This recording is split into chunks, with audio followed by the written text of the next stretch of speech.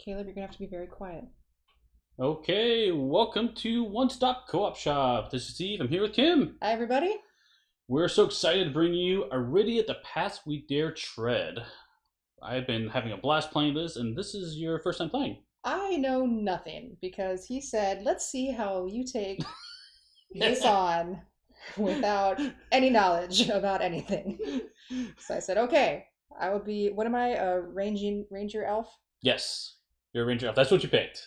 Yes. Yeah. That's all I know. So will be fun. We'll explain the game as we go. Cody and Ira are on the chat too, so they'll jump in, chatting with us. At the end, we'll probably take a short break and then bring them in on the video feed, and we'll have a chat together with everyone. But we are going to run through the tutorial together. So if you're worried about spoilers, this is going to be fairly spoiler-free from that aspect of it. There are going to be some spoilers because we can't avoid it, of course. But since this tutorial, it's minimal in that regard. Okay, so we are here, and I'm going to walk through I'm going to walk through some of the setup and stuff like that with you guys, because I know when we're talking to people, they're curious, like, how easy is to set up the game? How easy to put away the game? So hopefully we'll show you that here. We are watching the chat, so if you guys have any questions, let us know. We'll stop and respond to them as they come up. Okay, so what is Arydia? Arydia is a big open world adventure game. I love adventure games, so we are going to be exploring a world map, and then we're going to be zooming in onto different terrains and exploring the world from that aspect. So, I think we'll just dive into it. So let us know if you guys have questions, but I'll explain as I go. Just shoot us questions as we go. Okay, so we are going to start with the events. First question here says, why are the player boards look like wood? They're not wood. They are actually a multi-layered cardboard. I say multi-layered because it's not even single layer. They're triple layered in some cases, which is pretty cool. So like here is Beefy. Yeah, they're beefy. So they've got lots of layers to them, and it is particularly interesting when you look at the world map. This one is actually triple layered, and I'll show you why that is as we play. So it is a very cool design. Okay, so let's start off with what? I just agree with High Dwarf. It looks intense. Looks intense. There's a lot going on. Okay. There's a lot going on. That's fair statement. Fair statement. Okay, so let's start off with the event. This is for the tutorial. Okay, so, oh, my camera's not working. There we go. The path we dare tread. The words echo in your mind. You blink back, sleep as dawn pours into your threadbare tent. Exile is as nearly as romantic as it sounds. Today is the great thaw. The hunt should start soon. With a little luck, your training will pay off and you'll be home before harvest. The last 2 weeks have been grueling, but your mind and body have begun to toughen. As you prepare for the day, you think about the path you've chosen. So now we do the character creation. So this is just a quick intro of it. Let's show you how the character creation works. So I've got Kim's character already created, but I don't have my character created, so I want to do that with you guys to see how it works. So I asked our Discord channel what to pick, and so one of the recommendations was to play with a Hobbit cleric. So that's who I'm playing tonight. And so each game you will choose in the game it's labeled as race, but it's going to change the species. So here's the halfling I'm playing as, and then you also get a tuck box for the path you've chosen. So this is the cleric path, for example. And in this, it's going to give you all the things you need for the game. And so I have, here's the board. So we've got different layouts on it. So we've got a space for your portrait, your name, title, skills, your stats. Then you have another board here for what you're wearing, what weapons you have, and your current statistics, like magic and stuff like that. So I am playing a halfling, so the nice thing is I come with a portrait, I come with a halfling indicator, and then because I'm a novice cleric, I'm called novice. Noob. Now, noob, yes. Sorry. And so I want you guys in chat to help me figure out what my name should be and what my title should be. So this is a cool thing about the game. There's a lot of flexibility. So these are the 3 names I'm looking at. And then I would like to suggest a name and a title. So the names are in brown, the titles are in gray. So I guess the first combination I see popped up in chat, I'll pick that for this playthrough. Tippy the skittish. Yeah. Set or the hungry. Okay, Estimore. Estimore the hungry? Tipsy the clumsy. Estimore the hungry I saw from Brady. We'll do that one first. Tipsy. Okay. Oh, there's a lot of Tippy. There's a lot of Tippy? There's a lot of Tippies. People really want Tippy. Okay, fine. I'll do Tippy. I'm sorry. I've seen Tippy the skittish a couple times. The tiles are double-sided. They are double-sided, yes. Well, sorry, the names are. The other ones aren't. So Tippy the skittish is what I saw the most of. So we'll just go with that. So cool. And the cool thing about that is these names are going to change as you play the game. So we'll put the portrait in the spot on the board. We'll put the name Tippy in the top and skittish as the title. Okay. So mine is all like... Hold on, I'll get to yours in a second. I'm not a patient person. You're not a patient person. I'm really not. We also have a lot of equipment. So we have some clothing. You see here, down here in the corner, it's really important. It's got this grid, a 9-part grid with a middle section open. That is going to align to this board right here. And so you can see that's in the center. So it's going to be the chest and the legs. Go ahead. So that's going to go here. And I also have a staff. As you can see, it is a handed weapon. And so that is also going to go into either the left or right hand slot. We're done. We won. All right. Who won? Oh, drank too much? Yep. Okay. Okay. So that is also what's going to happen. Oh, okay. So here's the race here. It also comes with a ability. So I do start with a skill. The grit skill. It says, while in combat, before making a roll, spin marker and roll twice, keeping the higher roll, rest to refresh. So we'll go over what that means exactly, but basically that's going to go onto my skill board, is what it is. So let's go and put that onto the skill board. So it's going to go right here. And then you also come with a couple other abilities as well. These are associated with the class I chose, the Declare class. So I have the ability to prepare bandages and the vault as well. So these are going to go in my skill as well. So can you have custom names and titles? So this is one I think Cody might jump in here, but currently they're set, but you might be able to get a... Finish your sorry. answer. You might be able to get a blank tile which you can write on it, I think. So, yep. So those skills will go here. So you can have a max of 5 skills. And then the important part is the back side. And so here is the back of the card here. I'm at level 0. And you can see that my HP is at 3, magic's at 2, and stamina points is at 3. So in this game, you've got these tiny little markers here. This max MP, for example, here. And so this is going to block off my board to be able to keep things... Keep finishing your sentence. keep things controlled. Getting distracted. I'm getting distracted. You guys are so active in the chat right now. I told Steve I'd pay just for an expansion for more names. Yes, yes, yes. It's very cool stuff. Okay. So I'm going to be putting these on the board. So since I have max of 2 magic, I'm going to put it right here in the 2 spot. And then I've got a blue cube that's going to go on the 2.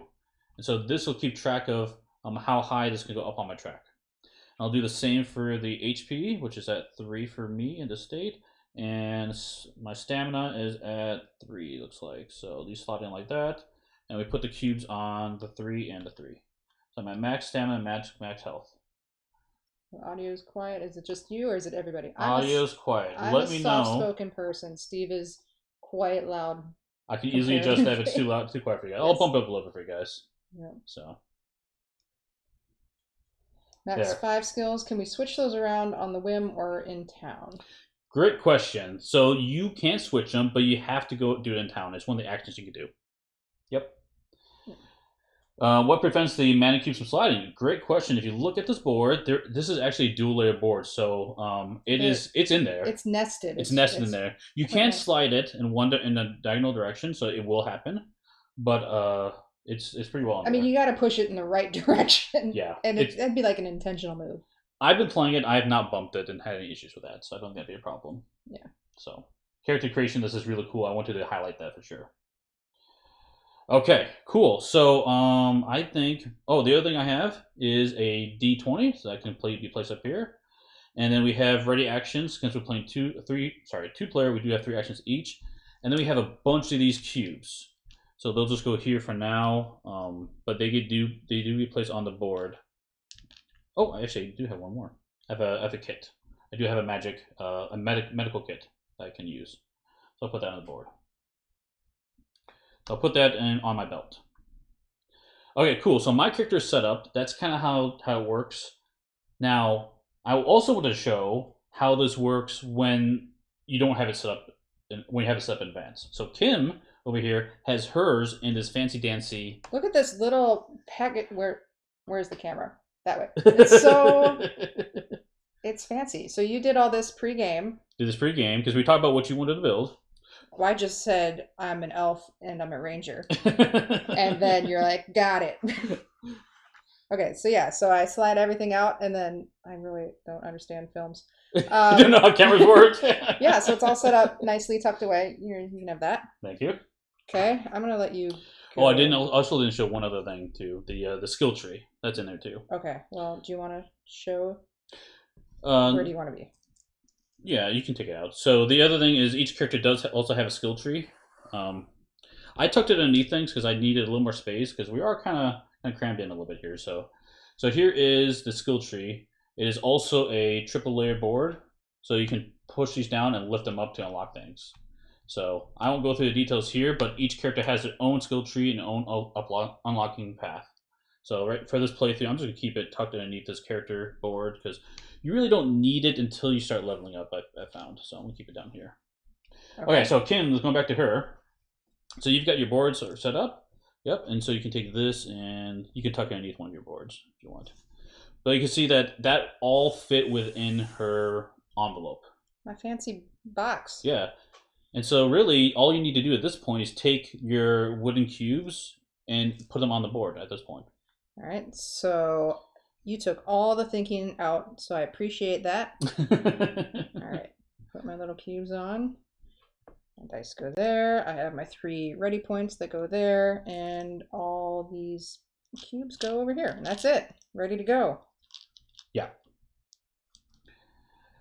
So that is the setup for this game. So okay. Todd's asking, do you start with any stat upgrades? Ooh, good question.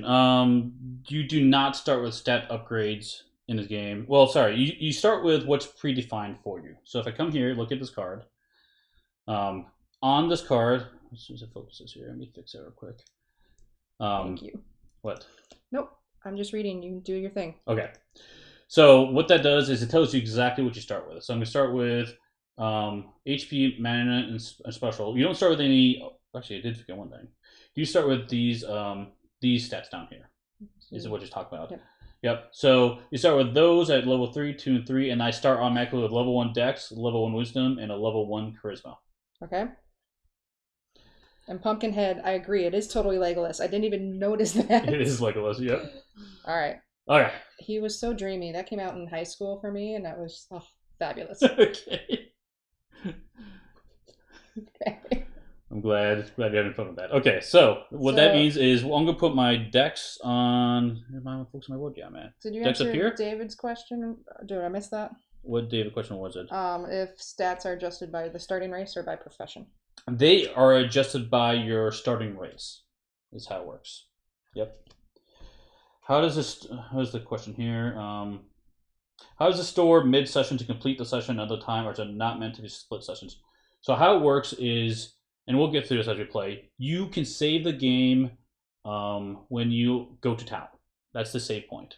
And so then you basically take off all the wood pieces, the dice, and the token, and the cubes, and everything else slides into that envelope and it gets tucked away. It's actually pretty easy.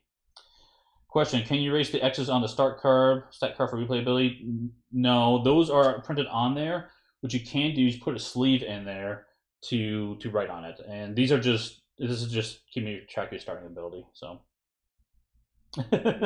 just put me on the right hand of the sack. Yeah, good question. So cool. Okay, so that is set up for the game. Oh, you don't have your starting stats, do you? I forgot to do that for you, did I? Not a perfect setup, I Steve? know, I What? forgot. You have what? Dexterity, um, intelligence, and what else?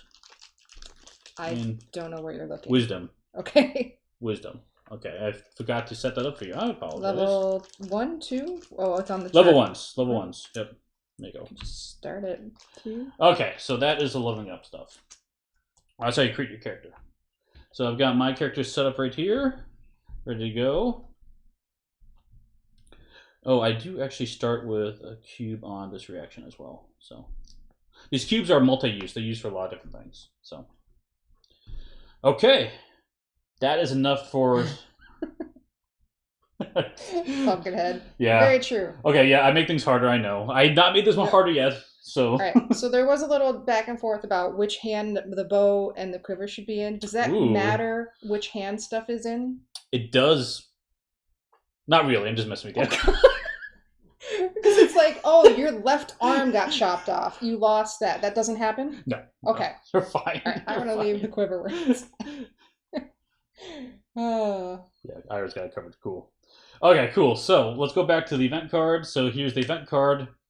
We finished that. On the bottom it says to flip it over. So let's flip it over and see what happens. It says here, each year emissaries are dispatched throughout Arydia, distributing useless wooden coins to the local inhabitants. These coins, called squills, hold no value, but they are the only way for the banished to receive a pardon.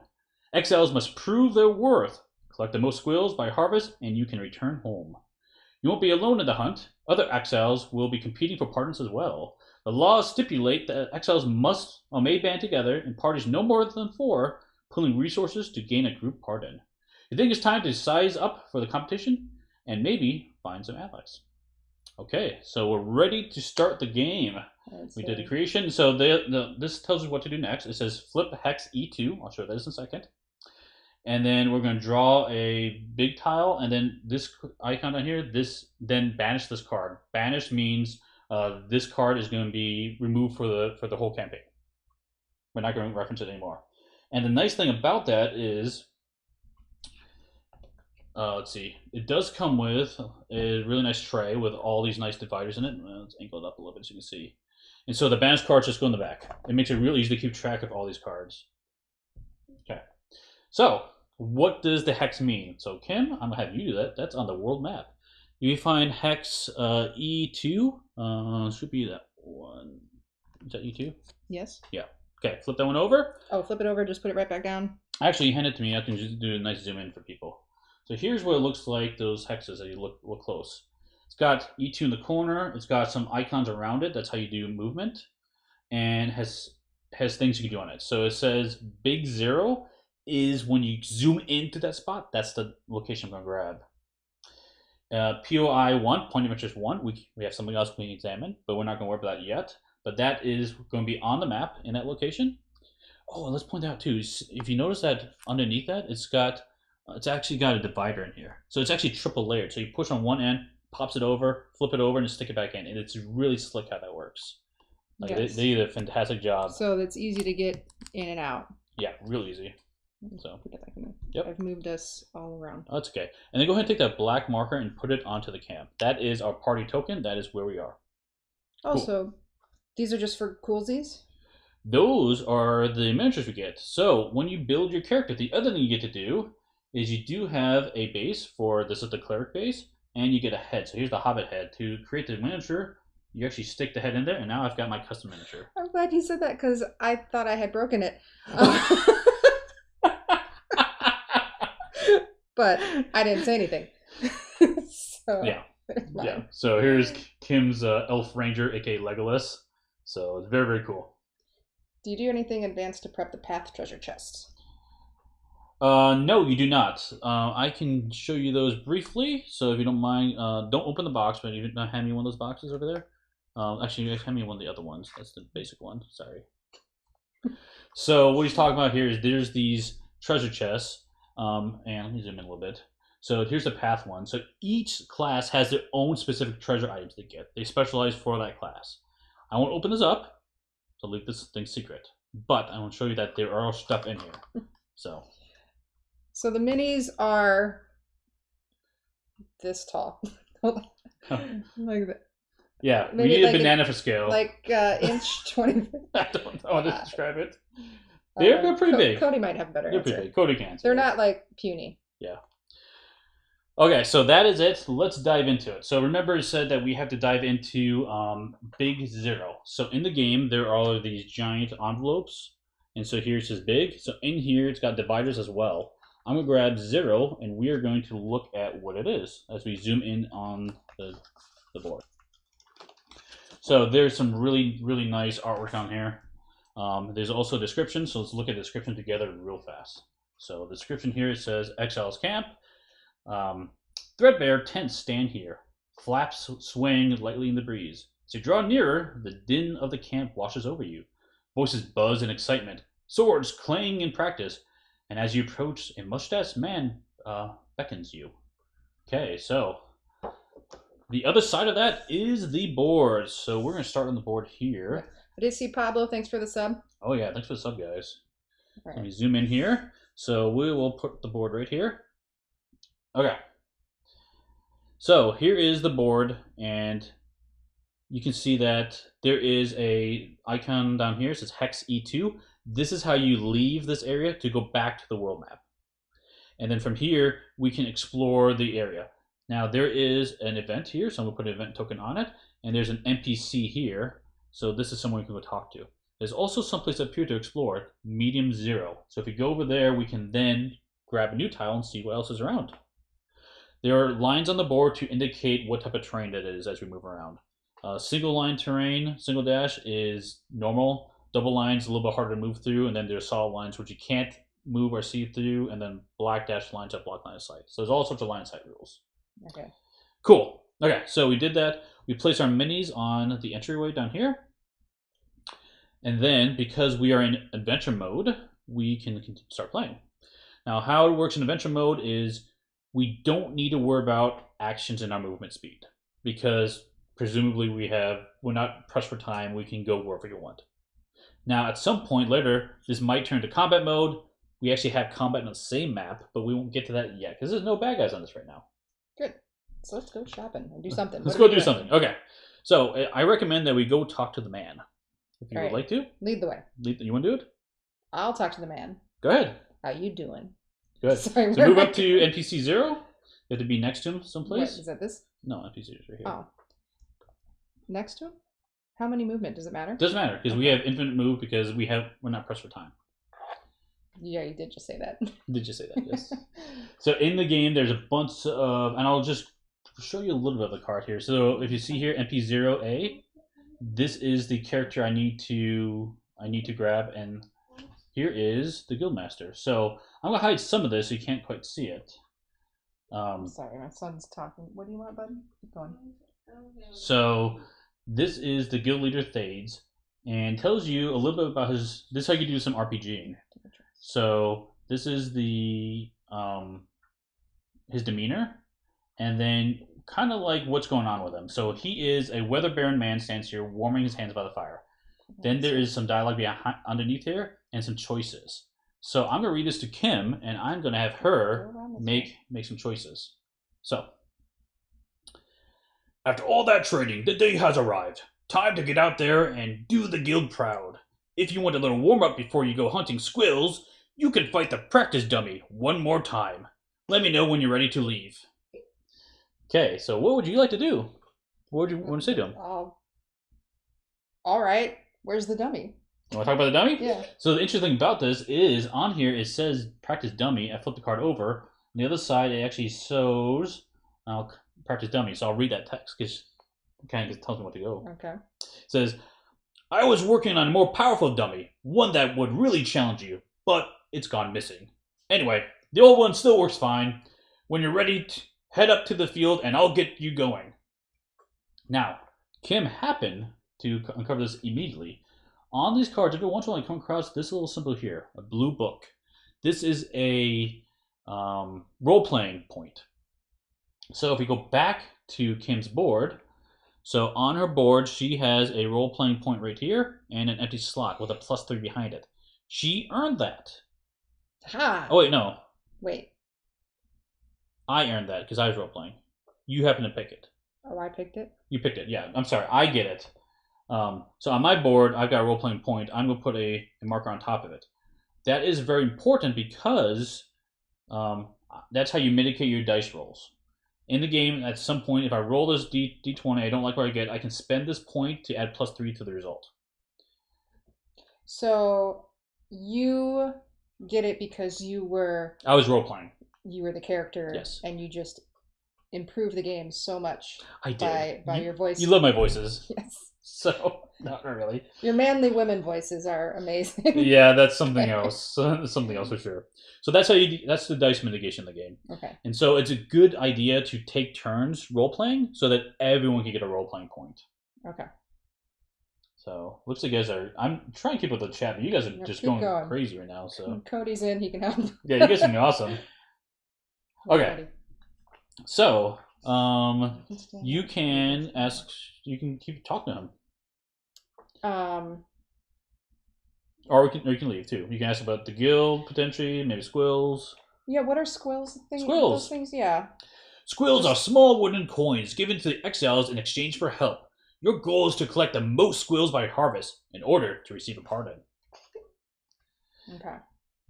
Well, I'm good. Can I? You're good? Okay. So we'll end that, and then what you do is you take these cards and you will put them back into the deck holder. So you actually flip the card around so you know that you've already interacted with them in the. Yep. So basically, the player who's acting as the NPC gets the point. That's correct, Tavinia. Yep. Okay. Are most maps brightly covered? Brightly colored? Colored, yeah. So far, I've seen pretty colored, yes. And Ari's already on it, yeah. All right. Each player can get one role playing, so you do take turns. Yep, exactly. Okay, cool. So that's interaction with NPC. So it's generally a good idea to keep talking or try to find those points. Try to keep exploring until you get those role playing points. Okay. So would it have been better? I mean, I don't know what else I could have asked the guy. It's just really whatever. Or is there? It's whatever you want, honestly. And if you ask something that's not on the card, there's a response for it too. Oh. It's very open ended playing. If you don't want to play that way, you can say, "Hey, which of these 4 things you want to talk about?" You play it however you want. Okay. I just gave it open ended to show people it's flexible for that. Okay, so you could be like Dungeons and Dragons, where it's totally you make up whatever you want, or it could be Skyrim, and here's your A, B, X, Y button selection. Exactly. All right. However you want to do it's fine. I got it. So cool. Okay, so that was it. We cannot explore until there are no tokens on the board.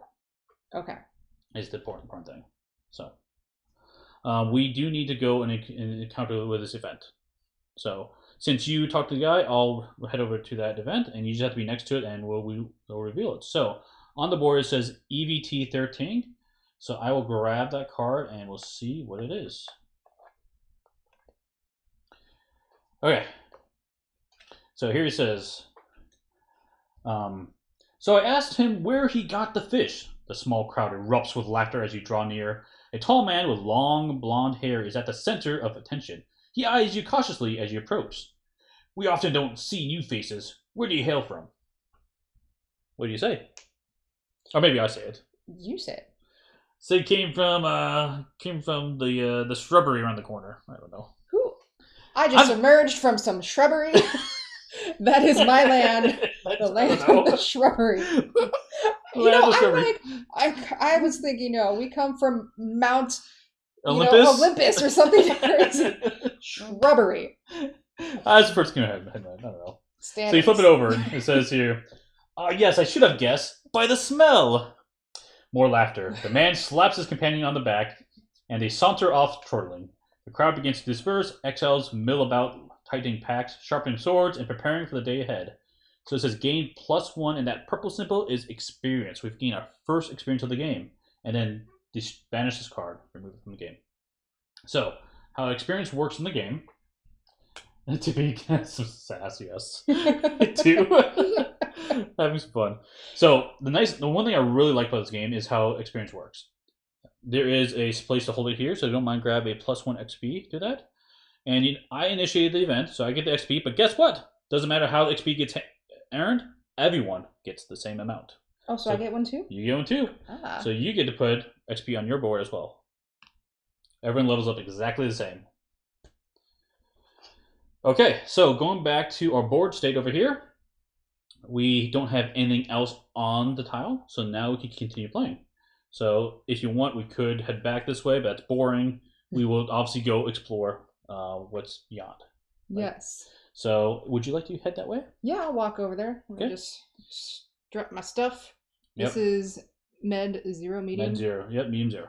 Okay. So we'll go there, and like before, there's also a medium 0 organization here. So we will grab that and see what it says here. Okay, practice field.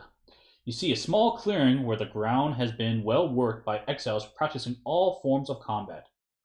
All right, you're next. You walk over and take your place. Dade starts the practice dummy. It wheels out from around the pond and it begins to wobble toward you. Start this combat on any space adjacent to the starting point X. Cool. So what we do, add that to the board, and if you look, there's a little arrow down here, and it lines up to this arrow facing the other way. And the nice thing is the artwork matches. Oops, sorry about that. Let me go back over here. Matches. And so there's an X here. What do you say? David had a good idea. Is checking tents for loot a thing? No, we can't. No, it's not. It's not. At least I don't know how to check the tents. That's a really funny Cody idea. Ira, is that a thing? Because that would be fun. It says. You forgot to check the tents for loot. And then High Dwarf, I agree. We should do a D&D event with Barrett. That would be awesome. That would be fun. But yeah, that'd be awesome. You can go into the tents, but there's nothing to interact with there. I don't know. I mean. Oh, so like really, I'm just moving and I'm partying in the tent, but there's no token there right now that says do this. Okay. Yep. So there's an X here. We have to go next to the X. So do you want to be? I'll put you next to me. I'll go closer to the bad guy. Okay. Up here also says Monster 0. So what does that mean? I go grab Monster 0. There are a couple cards here. So Monster 0. 1-2 and 2-2. These are 2 cards I need. So if you notice, there is a practice dummy. There he is. And you have to grab figure 0. Other thing that's really awesome about this game is all these minis are painted. Here is the miniature of that practice dummy. So he is going to go on that spot on the board right back there. Okay. The practice dummy rolls around here, making exaggerated gestures of attack and defense. Okay, so let's flip these cards over and I'll explain how this works. Okay, so combat is very different in this game, very cool. So the practice dummy over here, some information. One, it's a mob character. There are 2 basic types. A mob is like a group of enemies, or kind of like your more minions types. And then you also have a boss. A boss is a bigger guy generally. And so there's 2 basic types. Over here is their AI, or what power they're going to do based upon a threat level. I'll show you what that means in a second. And then here's their attacks. And then the loop down here on the bottom. So that I'll get to this later. I just want to show you what it is real quick. And the important part here is the practice dummy itself. The interesting about this, it's all about covering these tokens. So there are these hit points right here. So once we fill these circles up with all the hits, it is defeated. That's our goal. And it's going to depend greatly about the type of weapon you have and type of attack you do. So I'll explain more once we start getting into that in a second. So, okay, cool. So we're there. That is that guy. Let me grab the threat deck real quick. All right. Guys are reading drawer. That's a good point. So, okay, so in the game, you'd also have this threat deck. And this is what's going to control what the enemies do. So there is a board out here. And let's see, what's a good place to put it? Can I put it right here? Can you see that? Yeah, you guys can see that. This is going to keep track of combo and threat. Combo is good for the heroes. Threat is good for the bad guys. Okay. And so as we generate combo points, this is a group point that we can use to power our abilities. And as you spend, it goes down. You have a max of 7. The bad guys are going to get threat, and that's going to control how hard they attack. And if it gets to the top, bad things happen. So we want to avoid that. Well, actually, really can't avoid it a whole lot. Okay, but we are ready to start combat. How it works is first the bad guy goes, we'll draw a threat card, and then one of us will go. Okay. Oh, actually, so flip this over in combat mode. There we go. Okay. How far? How far along are you guys? Oh, for Cody. He's asking. Oh, okay. Keep going. All right, so. How many cards are in each deck that requires shuffling? There's only like 12 cards. It varies. Honestly, it varies a lot by as you progress in the game. It does a lot of different stuff. Okay. All right, so the bad guy event. Yes, the bad guy goes first. So we'll flip over a card for him, and it is, oh my gosh, starting off strong. I'm a ranger. I'm going to hang back and let you handle this. So I'll just launch him. So this is 3 threat. So what that means, we'll take this threat marker and we'll move it 3 high. Because there's no activation on here, it doesn't say mob or boss or anything, nothing else happens. What are the labels on the right side of the combo threat meter? Good question. So one of them is limit, the other one is all monsters. So if you get to the end, for the heroes, it's just a limit. It can't go any higher. For the bad guys, if you get to the end of it, all the bad guys will activate. Because in this game, the threat deck is what controls when they activate, in addition to the power levels. Also, if you get to the end, all the bad guys will increase in strength and activate. So it gets pretty bad. Okay, so that is it. We drew that threat card, and we moved up 3. That's all we need to do for the practice dummy. Now it is our turns. So, Kim, would you like to go, or would you like me to go first? You can go, so I have an idea of what is going on. Okay. Oh, you know what? I did not even get my medicine pack going. Oh, well. Wait, you haven't prepped your medicine bag? I did not prep my medicine bag before combat. What type of medic are you? You're just, hold on, my bag's not ready. You're going to have to bleed. I'm sorry. Okay, so what I'm talking about here is my ability here, my prepare bandages. It requires an action, and it requires spending 1 mana. And out of combat, I can fill 1 kit with markers. So what I would be doing is taking my medicine bag and filling this up with those. See, there's 2 squares on there. Fill that up with cubes so I can use the medicine. You care if I wreck on that real quick? No, you messed it up. I'm sorry. Okay, fine. Fair enough. So you make games harder. This is your punishment. So that's right. Chippy is too much sauce again. Yes. Okay. So let's talk about combat. So how this works is, let's zoom over to my board. I have 3 actions to use, and when you use these actions, you will take these and place them on your board wherever you, depending on what you're going to do. So if I'm going to use my staff, I'll put it on my staff. If I'm going to use my medicine pack, I'll put it on my medicine pack. Which I can't do. Which I can't do because I have nothing there. If I move on my feet, I will move in the game. So that's how you do it. You can also equip and unequip by putting on your hands. I only have these weapons, so I can't unequip. So I will, for my first action, my 3 actions, I want to move because my staff is only a melee weapon. So in this game, you move 3 spaces. So I will move 3. You can only move orthogonally. So I'm going to move 1, 2, 3. And you can see here that I'm not next to the dummy yet. Okay. So what I could do is I could spend another action to move closer.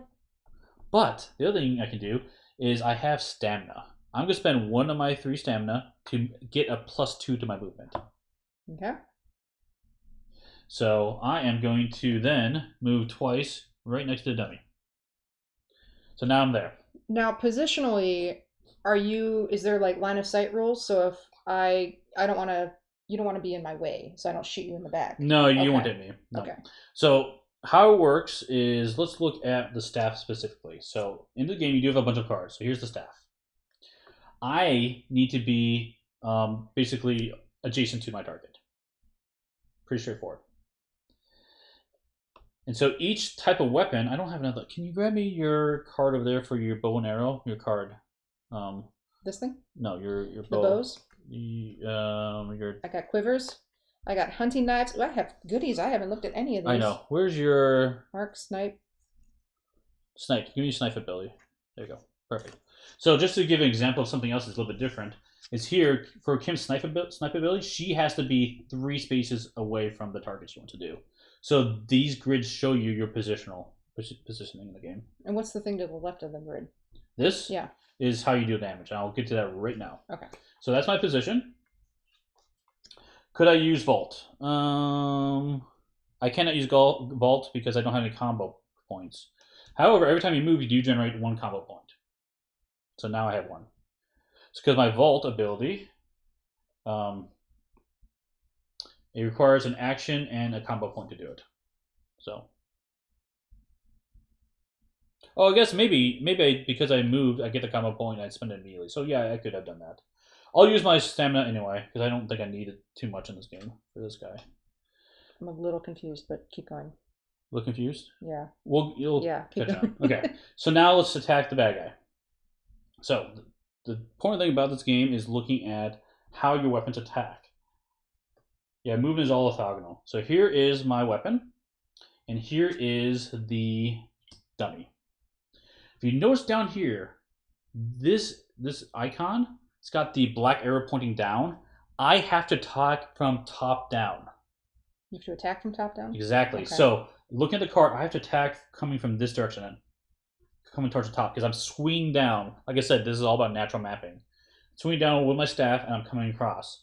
So what I'm doing is coming down, and then you see there's a white and a gray. This is going to be a wisdom check on combat. So what I'm going to do is I'm going to roll a d20.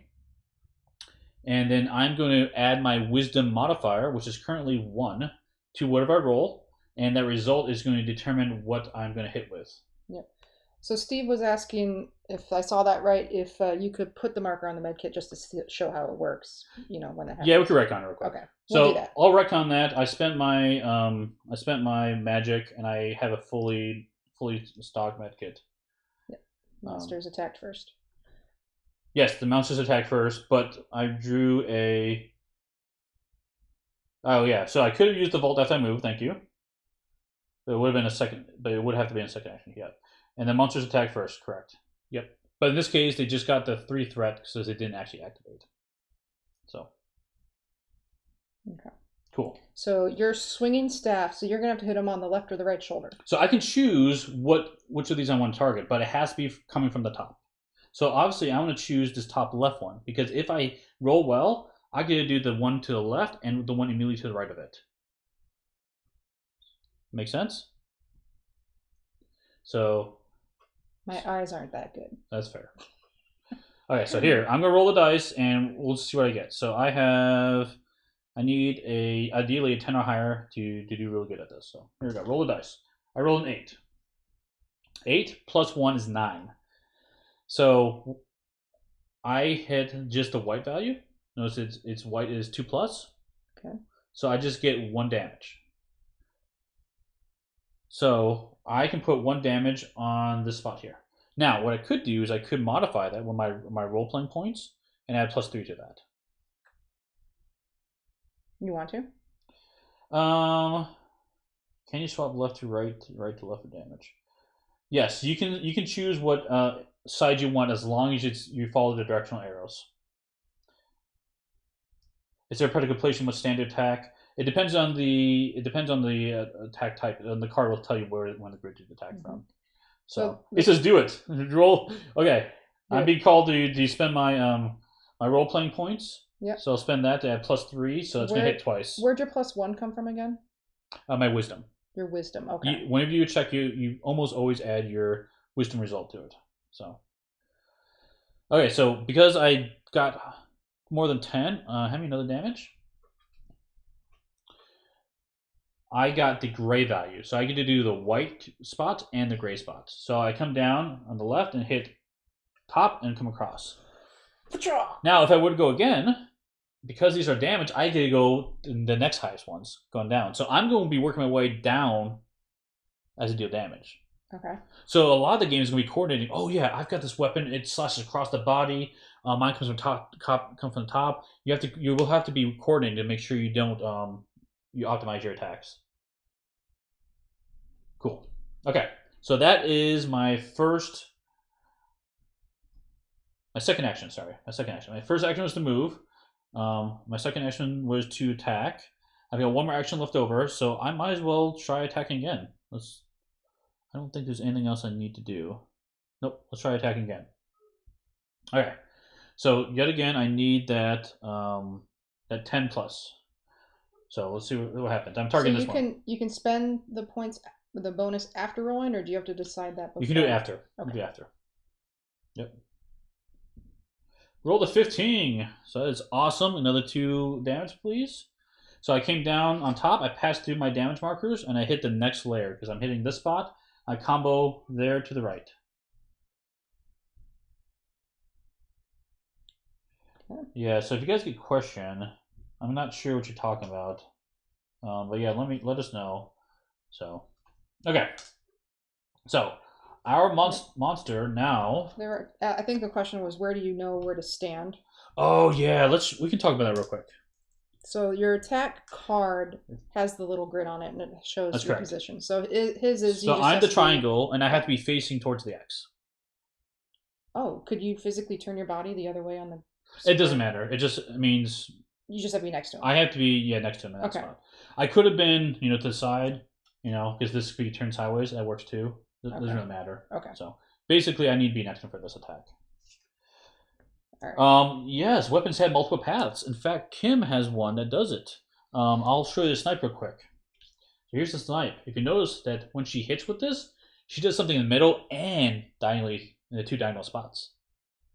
So you can have multiple paths and multiple ways of doing it. Okay. Oh yeah, the staff stats are on the staff itself. So to answer this question, so here's the staff itself. You can see that I need a 2+ to get the white and a 10+ to get the white and the gray, and I have to go from the top and go to the right. So the range is 1. It's a handle weapon, and it's a wisdom check. That's how it works. Oh, it'll catch on as we go. It's an interesting idea. Yeah. Okay, so that is all 3 of my actions. I am done. Okay. So now your turn's up, but now we have to draw another threat card. So we draw another one, and it is a 2.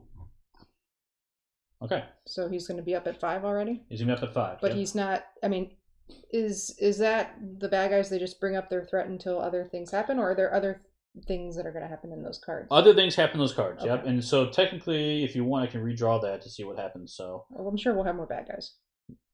Maybe not. Maybe not? Yeah. Okay. Well, we'll keep going. Okay. I may not kill him. You probably won't. I don't think. Okay. Tippy has no faith in Drodar. So, okay, Jim, you're up. So you have 3 actions as well. Okay.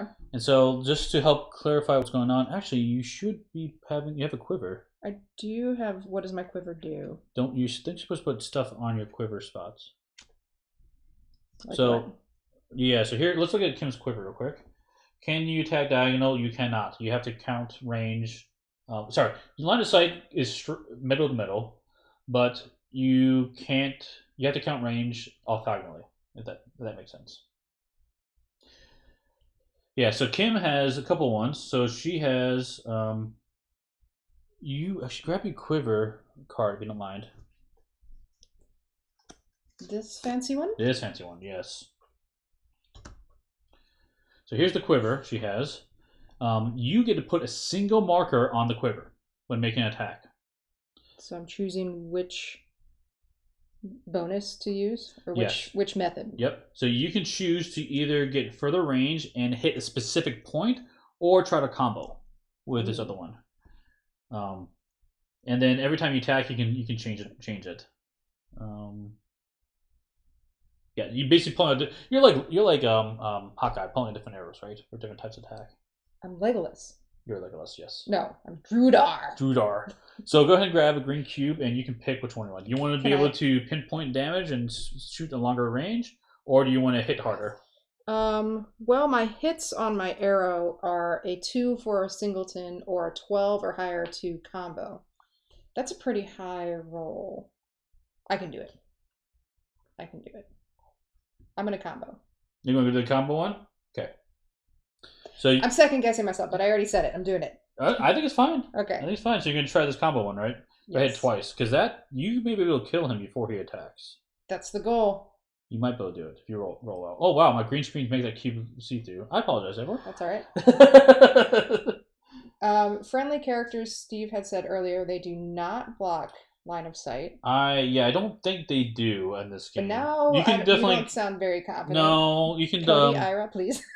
yeah, maybe they can just clarify because I don't think they do. Drudar is my character's No name. friendly characters don't block line of sight.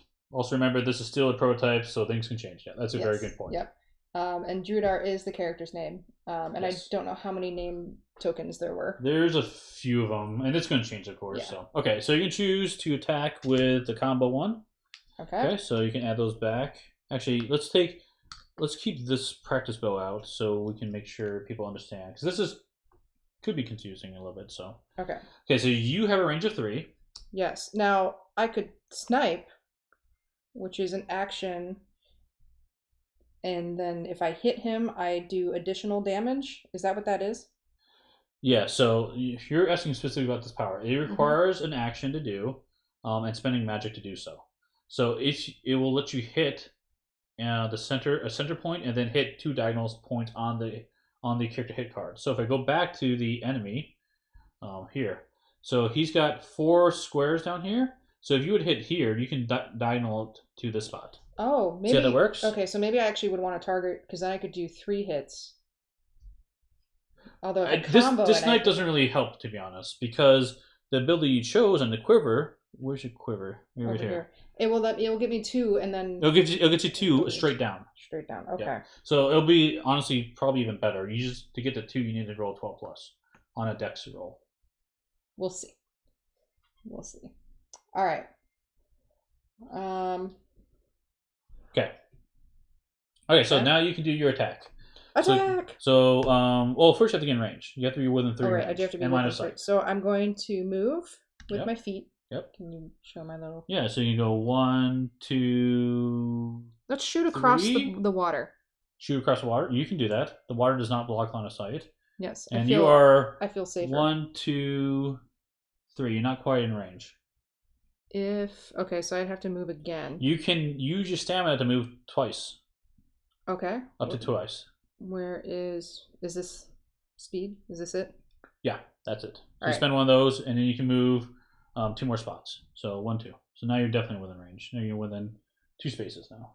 Okay. And then I'm going to fire the missiles. Yep. No, just shot. 12 or higher. 14! 14, look at that. Nice. Okay, so you get to do your white and gray. Oh, I was supposed to use an action to take a shot, right? Yes, use action to take it.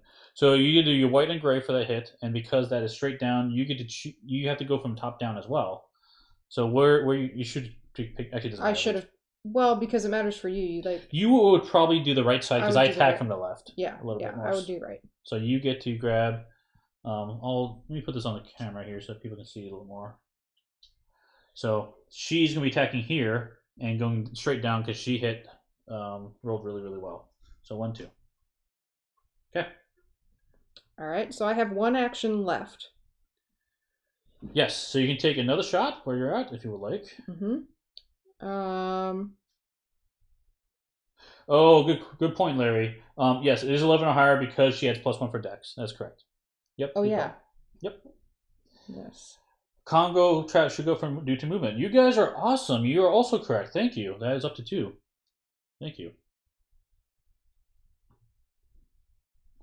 Okay. Okay. I might as well shoot again. I mean, there's also, I could put a mark on him. Okay.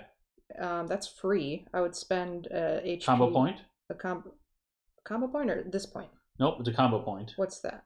That is the combo track we're doing up here. Oh, that. So it would go down to 1. So it go down to 1 if you want to spend that, which you could do.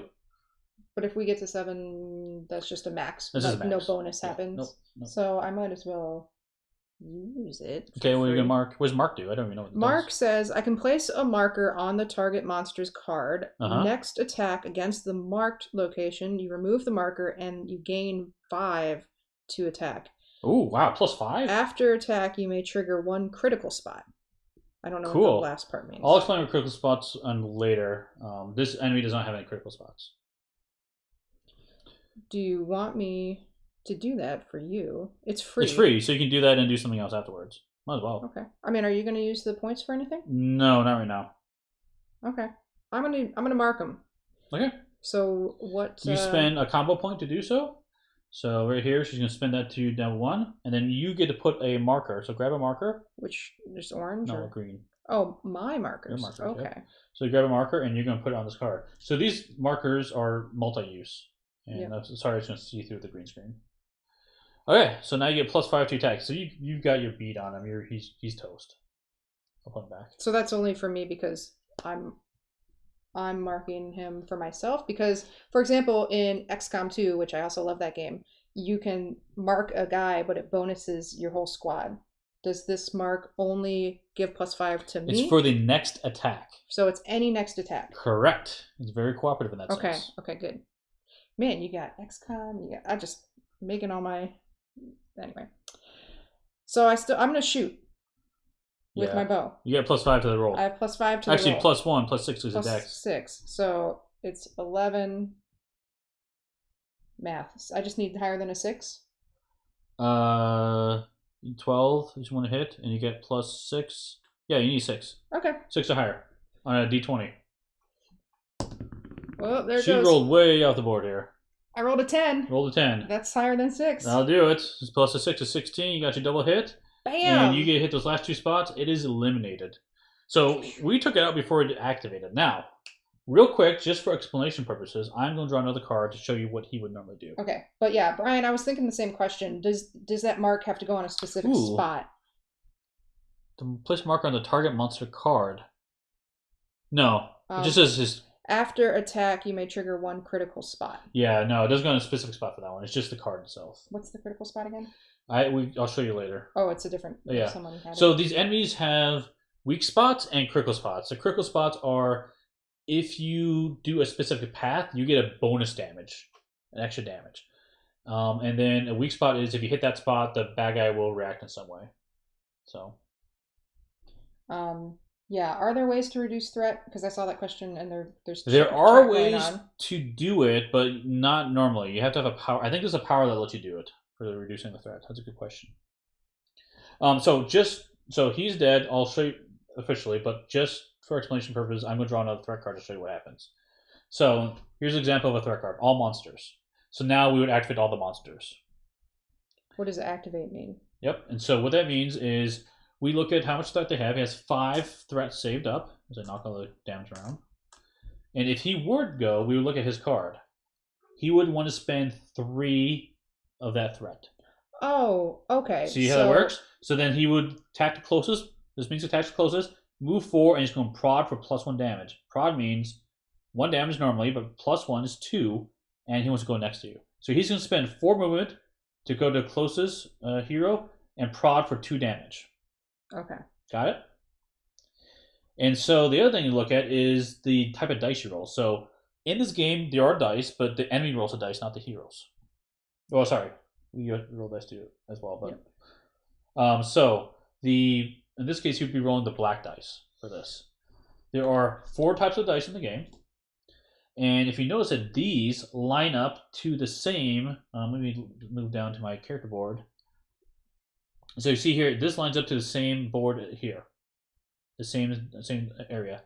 So I will roll this dice, and the dark area is what it hits. So if I would roll this dice right now, it would hit my right arm. Would you drop your staff?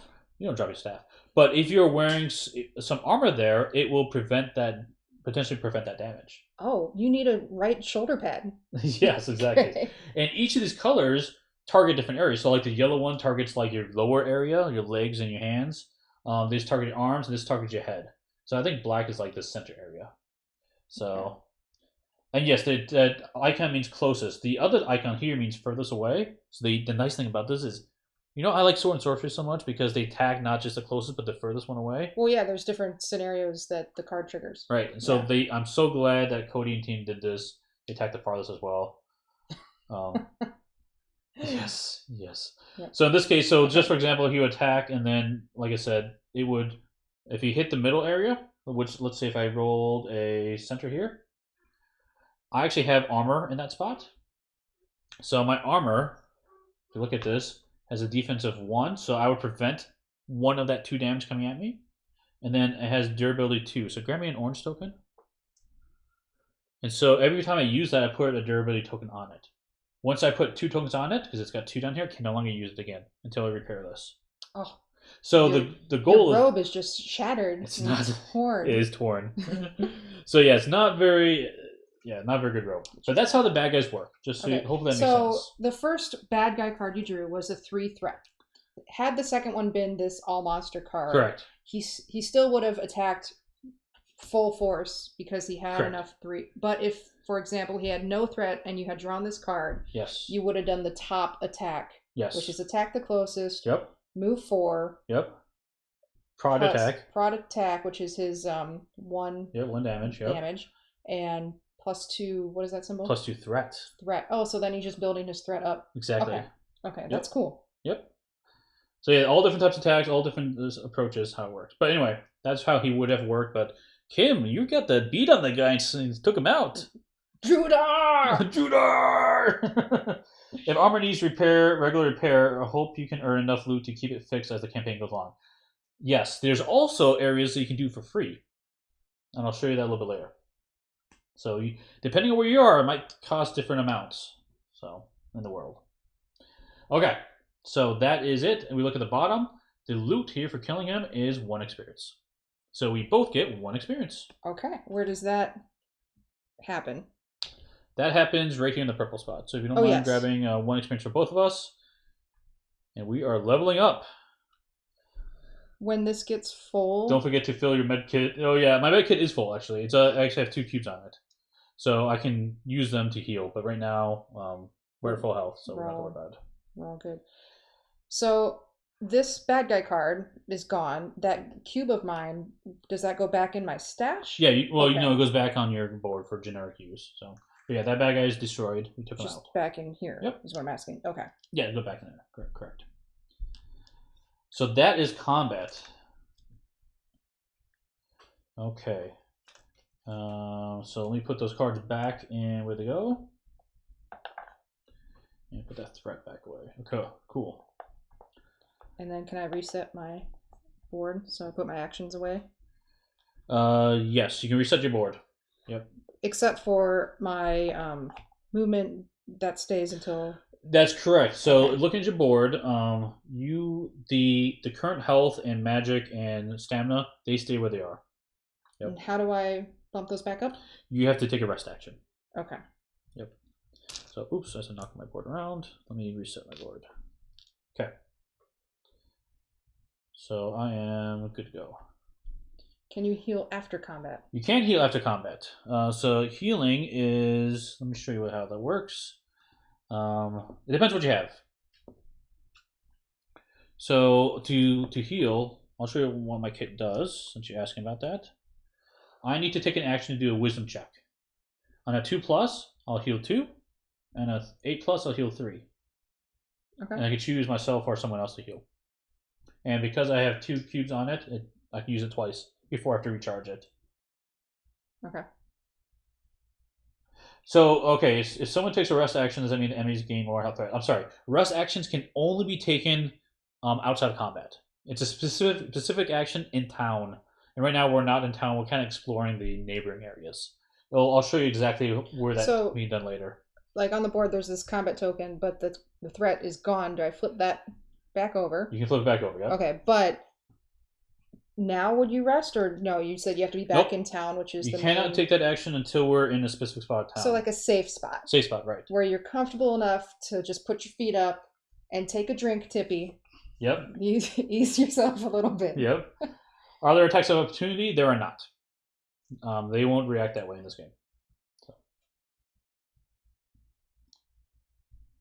All right. Okay, cool. Okay. Thanks, Jared. Have a good one. Thanks for watching. Okay, so we're there, and now that there's no enemies on the board, we can now interact with stuff on the board, like points of interest, guys, whatever we need to.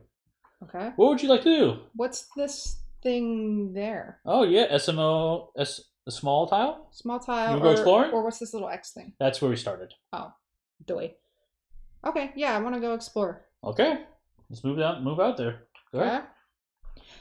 La-di-da-di-da. So you find a hole in the ground. You push your way through the bush and find the entrance to a small cave. Though it's not very deep, the far side of the cave is quite dark. On the other side of this is part of the cave. So I'll add it to the board real quick. So that should line up right there. Okay. There are no enemies to spawn, but there is a point of interest right there. Okay. Can I keep walking, or would you then say, okay, now I'm going to do something? Yeah, it's my turn, I guess. Okay, but you can do it. Go ahead. go ahead. No, you do it. No. I played. Go ahead. Okay, all right. We'll just bicker. Loot the practice dummy. Nice. Yes. All right. POI. And what one is that? 0? Yes. Person of interest 0. Small cave. You find yourself in a small point cave. Of interest, sorry. Yeah. You find yourself in a small cave. You can still make out some sounds coming from outside. It doesn't seem like anyone has been back here for a while, but there's some sort of tracks here in the dirt. What are the... Can I inspect the tracks, please? You may. I am quite wise and intelligent. You see a pair of tracks leading deeper into the cave. Though it's quite dark in here, you'd think you could search for where the tracks end. So now, would you like to search? Yes. Although I'm not as comfortable because you are so far away from me. Screw the safety. Let's... Okay. There, happy now? Yes, yes, I'm going to go search. It's a small cave, yes. Yes. Okay, so in here there is a check. And it says you look around and int 5. So this is a normal skill check. You have to have a 5 or higher on your int roll. Okay, so I have intelligence of 1. Yep, you do have a bonus to it. So go I and just roll. need to roll 4 or higher. You have to roll 4 or higher. Yep. Totally. Oh my gosh, you rolled a 3. Did I drink some of your alcohol? Wow. So, good news is, it says you find nothing, but you may spend a green stamina and try again. I'm going to try. Whoa, I'm going to run out of stamina, but I'm trying again. You should do it again. Because there's no reason I should roll less than a 4 twice in a row. I can't believe you did that. You know what? If you watch any of our other streams, that's pretty normal on how I roll. Yeah. 15. There's a 15. All right, that's way okay, better. Good. Okay, it says you search and you find something of note. And this is a point. Technically, I should have you reading it, but I got the point this time. Gain key 0 and banish this card. Okay. Key cards. So this one I will show you. Other ones I will not show you because these are like the secrets in the game. So where's the key card? Oh, it's on next up. Here it is. Key 0. Okay. So here's the key card. Key 0. So flip it over and it says you found the advanced dummy. You discover the broken remains of a practice dummy. Unlike the normal dummy, this one looks cunningly crafted. Keep this until you find the trigger text on another card, and then we draw an event. So trigger text, we're looking for its guild leader Thades. Okay. Take this to the side. Cool. Oh yeah. No, they're good. Yeah. Okay, they're good. They're good. Keep going. You guys are doing awesome covering the chat. You guys are so active right now. Yep. Okay, so cool. You found the advanced dummy. Now Yes, what do you I want to did. do? I'm gonna push this up a little bit. Is there anything else in the cave? It was just the tracks. Just the tracks. And some sounds, I guess. Sounds? Can I listen for sounds? You may. You may listen to sounds. I mean, maybe Where did I put that card? Maybe it's just bats. I don't know. Yeah, it's just the outside. Where did you put your card? Did you put it away? Oh, you told me to destroy it. That's why. Oh, so it's gone. Yeah, it's gone. Okay, so have we exhausted this search area then? Yes, there's nothing else on there, so we can head back to maybe NPC. And go talk to the guy. Because remember, he was talking about his dummy. Yeah, I found your dummy, dude. So we go run out of this cave and head back to him. So I can just go all the way back. Yep. Straight. Okay. Quick travel. So grab Thades guy, and his keywords is Guild Leader Thades. If you look at the card here, we're looking for Guild Leader Thades. Guess what? We trigger this immediately. Okay. See how that works? Yes. So we get to draw EVT 1. So it's like, again, Skyrim. I found some guy's thing. It is. Give me my reward. Okay. Would you like to read it this time? Because I've been reading. I'll try to match your voice. That's fine. You explained to Thades that you found his missing dummy in a small cave near the practice field. Ah, so that's what happened to it, eh? Must have gotten something wrong to wander off like that. Yep. Okay. Do I cover this part so I don't see you? No, you're fine. Okay. Well now, says Thades, I don't want to show any favoritism, but I had a little practice gear left over, so why don't you take it? Aha. So I get to take 8 set 0 basic items, divide them among players as I see fit, and then key 0 is destroyed. You gain 1 experience. It looks like a piece of candy right now. Okay. So, but you gain experience too. Yep, we both gain experience. And we destroy the card. But I get 8 something. What did I say? I wasn't done reading the card. I got it. You get 8 basic items. Was there more on the card? No, that's it. You're done, woman. Let me finish. I'm sorry. So we had 8 basic items. So in this game, he's really nice. He gave us all this gear.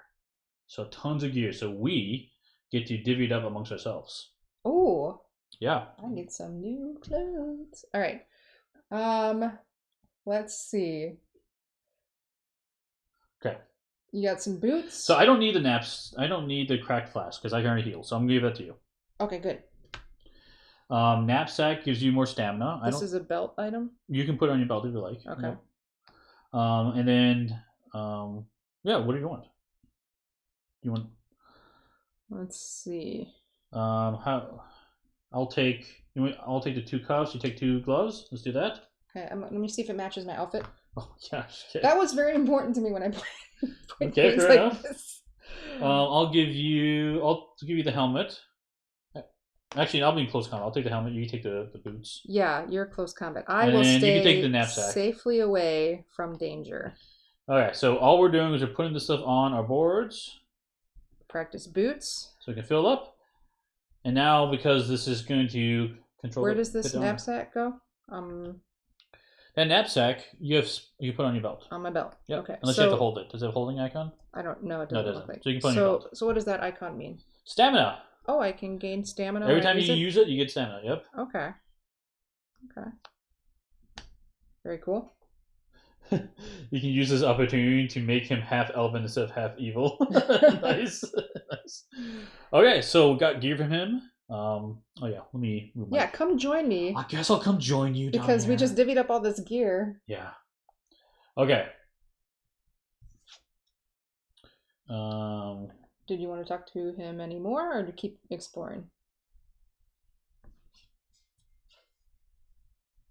Yeah. Okay, so he's supposed to change. I forget how he's supposed to change. We came back. He gave me the reward for finding all right. Here we go. Okay, so we can talk to him again. It's the same text as before. So if you want, are you good? You want to? I'm going to suggest we leave now. So I'll give this to you, and you can read the leave text. Leave text. You sure you're ready to start the hunt? Yes, I'm sure. Draw event 0. Okay. Here's event 0. The mist of the morning is beginning to clear off. All the exiles, packed and ready to embark, gather around the fire. Thades rises and addresses everyone. Having been an exile myself, I've dedicated my life to helping the downtrodden and the outcast. I'm sure you all have your reasons for being here. As Thades speaks, you think about your own exile. Each player now draw and secretly read, do not share with any other player, a key card based on race. So the human, who are you? What are you? Halfling. Halfling. So key halfling, I'm an elf. Key elf. Yep, so I'll grab those cards real quick. So you're And you're elf. Who's your elf? I'm okay, E-elf. So I'm going to show you only the back side of this card, everyone. So key halfling is my card. Here's my thing. I'm going to look at this secretly, and I'm not going to show you guys. I'm going to leave this for you to discover. Okay. Kim has her own. I'm not going to look at Kim's. Okay, so there's more to read on this card. That's fine. Go forth and remember your training, Thades finishes. So then do NPC 0, side B. Yep. And then destroy this card. So now what happens is that card's destroyed. And it says here we need to find NPC 0 side B. So we've been using, sorry, wrong one. NPC 0 side A. There is also a side B. So anytime you come across the game where there's an A, B, and C states, they will replace each other. So now we take this card, we set it into the inactive area, And we replay now. Every time we come back to talk to them, we're going to use this side of the card. So now, as the game progresses, characters will act differently based upon your activities. Ah. Yes. So right now, we can talk to them. Okay. And I'll have you talk because you don't have a reputation point yet. Ah, pity me. Your mentor is here, giving last advice and wishing exiles well as they depart. Well, no use waiting around. This region is a good spot for the guild. Lots of people needing help. I just heard some pest causing trouble nearby, and there's a village not too far from here where you can pick up some jobs. All right, good jobs. His voice changed when he went to side B. He's excited. He's happy. Your phone is dummy for him, you know. He's a more joyful guy. All right. What do you want to do, Steve? I want to ask him about the jobs. Okay. The guild has job boards in all the villages and towns. They don't usually provide squills, but if you need to earn some coin, it's a good place to start. Let's ask him about the, hey, so where's this village? Fellsworn Village is nearby. Just head north across the plains and you'll be at the gates. North at the gates, cool. And then where are these pests we have to take care of? The pests were reported near Ragul Junction. To get there, just follow the path west, and then head north once you've hit the main road. Any RP points for you? Where am I? No, because you're not asking the right questions. Oh, okay, that's another one. Where are we about? What region are we in? Oh, region, alright. The continent of Arydia. It is as diverse as I saw the comment about the squeaky voice. I'm out. It is as diverse as the race which call it home. This thaw, the guild is operating here in the basin. Oh, and where's the basin? The grasslands here are surrounded by mountains on all sides, thus the name. It was once part of a mighty kingdom, but most of that now lies in ruins. Now I get my point. Cool, found it for you. Good, I'm gonna get you your point. Okay, let's leave then. Okay. Okay, so pretty happy with how we are. We will head down towards the exit, which is down here, the Hex 2. So do you remember the directions that he gave you? Not at all. Okay, I read them and I don't. Can we go back and reference the card? Well, that's fine. Okay. No big deal. All right, so I'll put that back real quick. And we are done with this. So now we can take these boards and we can add them back into the envelopes. Okay.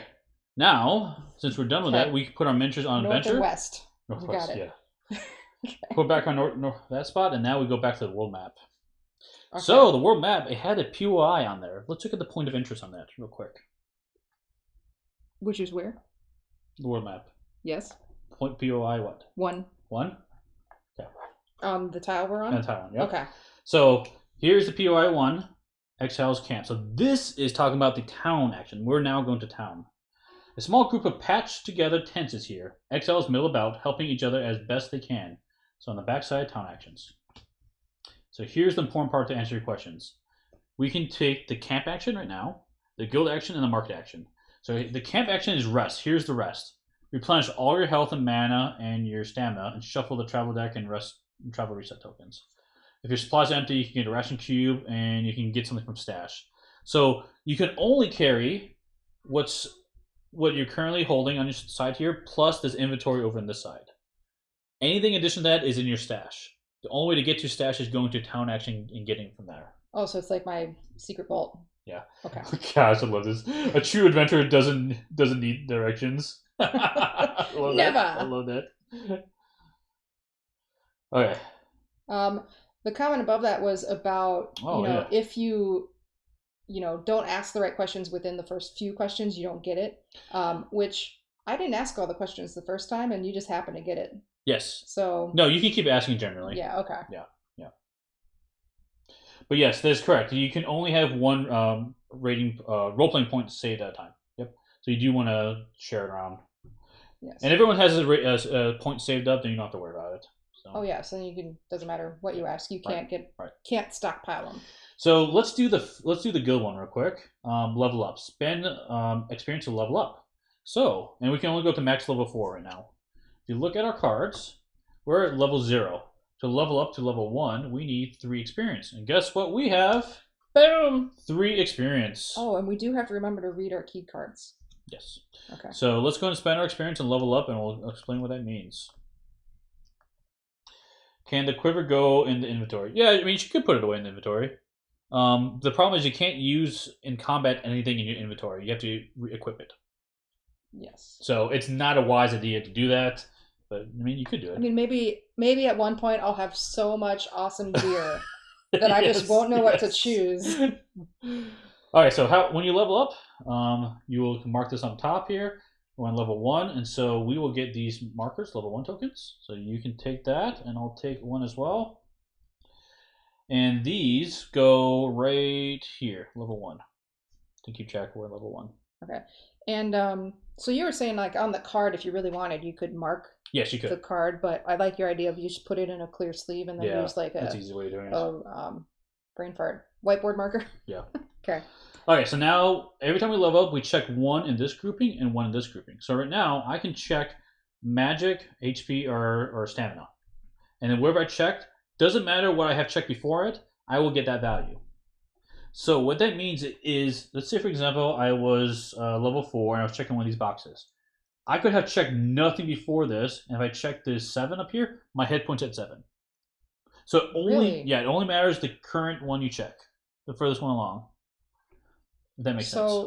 So I could slowly build up, hit points, but then suddenly be like, boom, I'm super speed. Yes. Okay. You can do that. Yep.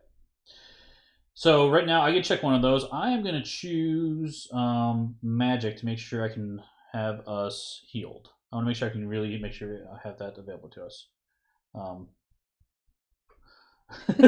I'll put it in my other hand.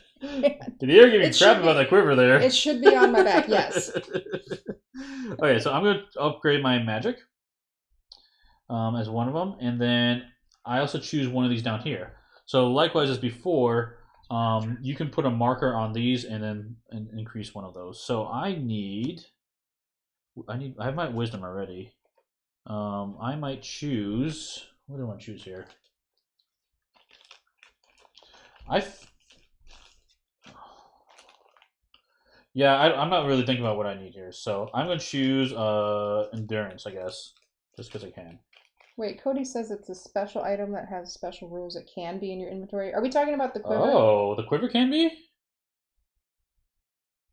Did I catch that right, Cody? Maybe. Let's, what does it say in the card? Oh, I mean, other thing, reading's good. Let me quiver here. The other thing is, I don't read cards very well. Oh yeah, he did say that. Yes, right. It says right here. Our special, they can be equipped by keeping them in your inventory. Oh, boom. So okay, yes, thank you, Cody. We need to read that. We should read the information. So it does take 2 spots of the 4 in my inventory. It does take. I'm going to put it over there because I feel like that is more appropriate. Like everyone keeps saying. So you don't want me to go like, wait, let me get my bow. I'm not a quick shot. Oh, we're awkward. But yes, that's a good call. Thank you. We totally read cards. Read the cards. So, yes. Okay. So I'm gonna choose endurance on mine. Endurance 2. So I get to put on my card here endurance 2 right down here. So my endurance is a little bit higher for my check.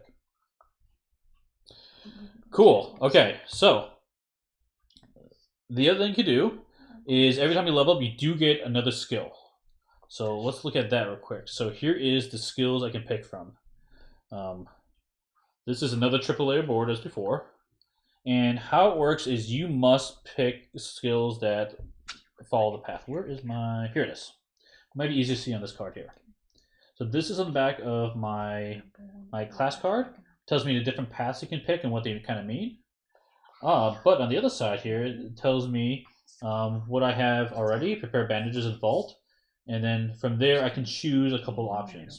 So I can choose anything that's a starting point, but I do have to follow the path. So I can't choose bind wounds because obviously I need balm before that, and before that I need prepare bandages. But I could choose form up because nothing's in front of it, and so on and so forth. So you do have to follow that path.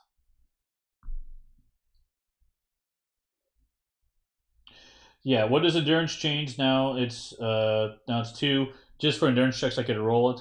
Endurance is useful for if you do get knocked out, you could stand back up for a moment. So I did that just in case I would get knocked out. I'm the healer. I'd like to be able to stand up and then potentially heal myself or someone else in a pinch. So, okay. So I get to pick a level up marker or token I want to do. So I will choose. Let's see. Let's choose. Can I choose this one? Don't think I can. Oh, I can do this one. Okay. I'm going to choose Pummel. I think I have that card. I do not have that card. Okay. I'm going to choose a different card then. So this is a prototype, so I don't have everything here. So I will choose a different one. I'm going to choose Form Up because I know that one has a card to it. Okay. So I can choose this one, and now I get it, but I don't unlock it. What I do is I know about it, but I can't use it. On my board, I will then place it into one of my available skills. And then in order to be able to use it, I need to unlock it, which means I need to spend 4 combo. At some point, if I spend 4 combo, I can flip this over, and I get the ability. This form of ability is how it works. So right now, the cool thing is, even though you level up, you don't automatically get the stuff. Brady asks, are the skills all unique to the path? Yes. I don't think I've seen any skills that are duplicates. Yeah, my board is very different from yours. Yep, it's very different. Yeah, I don't know if I could pick Pummel. I would like to pick Pummel, but I don't have the card for it, so I just want to make sure I got the right stuff. If the damage dice get engraved, will they also be tested to make sure it doesn't favor? Yeah, I'm sure they will. Any questions? Okay. Okay, so, sorry, our son was talking to me for the bulk of that. Yes, so you picked... Okay. You get to pick... I don't know... So I can pick one of the 3 main ones or also one of these? Each. One of each. Yep, okay. And then a level as well for you. And a level. Yes. I am going to... I want to increase my speed. Okay. If you do, it's still 4. No, it goes to 4. You're right. It goes to 4. Yep. That's fine. Okay. And then I will also feel like maybe my intelligence needs a little extra boost. Okay, you can do that. You get intelligence too. All right. Is that intelligence? You flip it over, right? Oh yeah, I can flip it over. Yeah. Or I could do dexterity. No, intelligence, because you don't have any intelligence. I'm not very smart. So I will be that for the squad. Okay, and then you get to pick a power. And then my powers are neatly under here. Let me see what cards I have. Oh, I see Ricochet right off the bat. Ricochet sounds fun. You should do that one. I don't have that card. Is this all of them? Am I missing them? Nope. Yeah, it's all the cards. Okay. You have roll? Tracker. Do I have roll? I do have roll. Do roll. I can dive, tuck, and get out of harm's way. I could move 6 spaces in 1 turn to unlock it.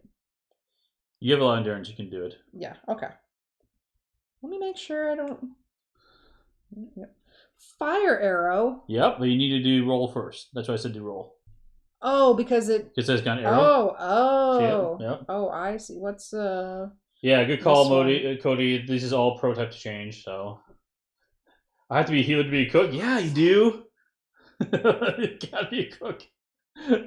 Ooh, this will let me heal, but I already have healing stuff, and you have your magic. Okay, yeah, I am gonna do roll. Okay. So I can get fire arrows. Yep. So put that on your board. All right. Perfect. And you can see that this is now checked off. So cool. That is leveling up.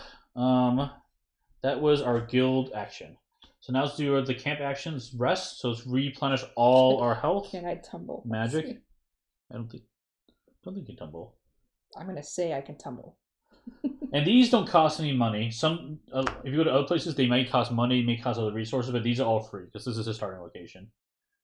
And then we also add a sip cube to the flask, and we can also add a ration to a knapsack.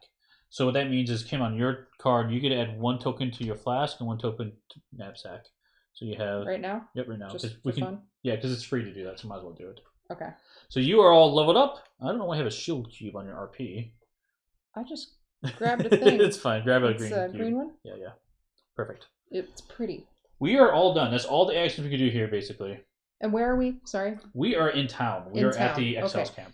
So the town. This is where you could rest and heal. And, yep, we rest. Okay. And this is at the point because we rested, we could save the game. So I would save the game, but for funsies, let's show how we travel because that's the other part of the game we haven't shown yet. And then after that, we'll probably end it for the tutorial, and we'll do a continuation video of this later for everyone. Okay. And then you guys were going to talk with Cody and Ira. Correct. Okay. So let's do the travel action real quick. Are there dual wielding weapons? I would haven't seen any. I'm sure he's got a lot of. I'm sure it's on the table. Yeah. Although I'm speaking for Cody and Ira. All right. We're guessing. I have no idea. We're guessing. Okay, so let's go ahead and show you how we travel. So if you don't mind popping out that token again real quick, the hex. I'm going to do a close-up of it, yeah. Because this is something that's real easy to miss. So on the exile token itself, if you look closely, on the edges, there is a green, looks like flowers, a road sign here, and then other green flowers up here. There's no icons on these sides. So those icons dictate what direction we may travel in. Oh, because there's an ocean to the south and east. Yep, okay. Exactly. Also, the type of terrain. You notice that there's a road on here, so that's the road sign. It's easy to travel by road there. This is like open field, so maybe a little bit harder, but we can travel that way. Okay. So right now, we can choose which direction we want to travel. So I'm going to have you pick, Kim, and then we will head that direction. Right, well, I know that it was... So put it back in the board. North for one and west for another. Should we follow the road? You pick. All right, we're going to follow the road, even though I do have Lightfoot, which... Oh, that's a combat thing. Yeah. It will let me move 5 and ignore difficult terrain. So if we got... okay. All right, following the road. Okay. So in order to explore an unexplored tile, we need to have all these flip face down. These are our travel tokens. I'll show you what that means in a second. So we're going to travel along the road. I'm going to take the travel deck and I'll flip over the first card. So, warm breeze. A warm breeze comes out the west, raising your spirits. So if you notice here, there's a bunch of icons on here. 2 of them are visible. The other ones are grayed out. The road one's grayed out. If that one was visible, we would have to find the feather token, which is, if you don't mind flipping over, and flip that face up. We would normally have to do that, but because it's grayed out, we don't have to do that this time. Now, why does that matter?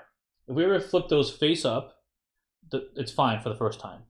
If we had to flip it face up again, and we cannot, we all have to lose a stamina. That's where it's like a push your luck type thing. In addition to that, there is also cards that get added into the combat deck. Exhaustion cards that do bad things. So we have to be careful how we do that.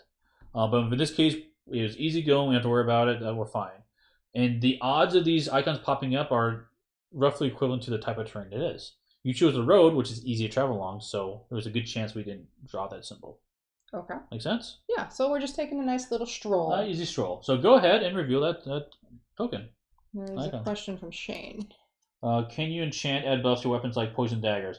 You do have poison in the game, but I have not seen poison daggers.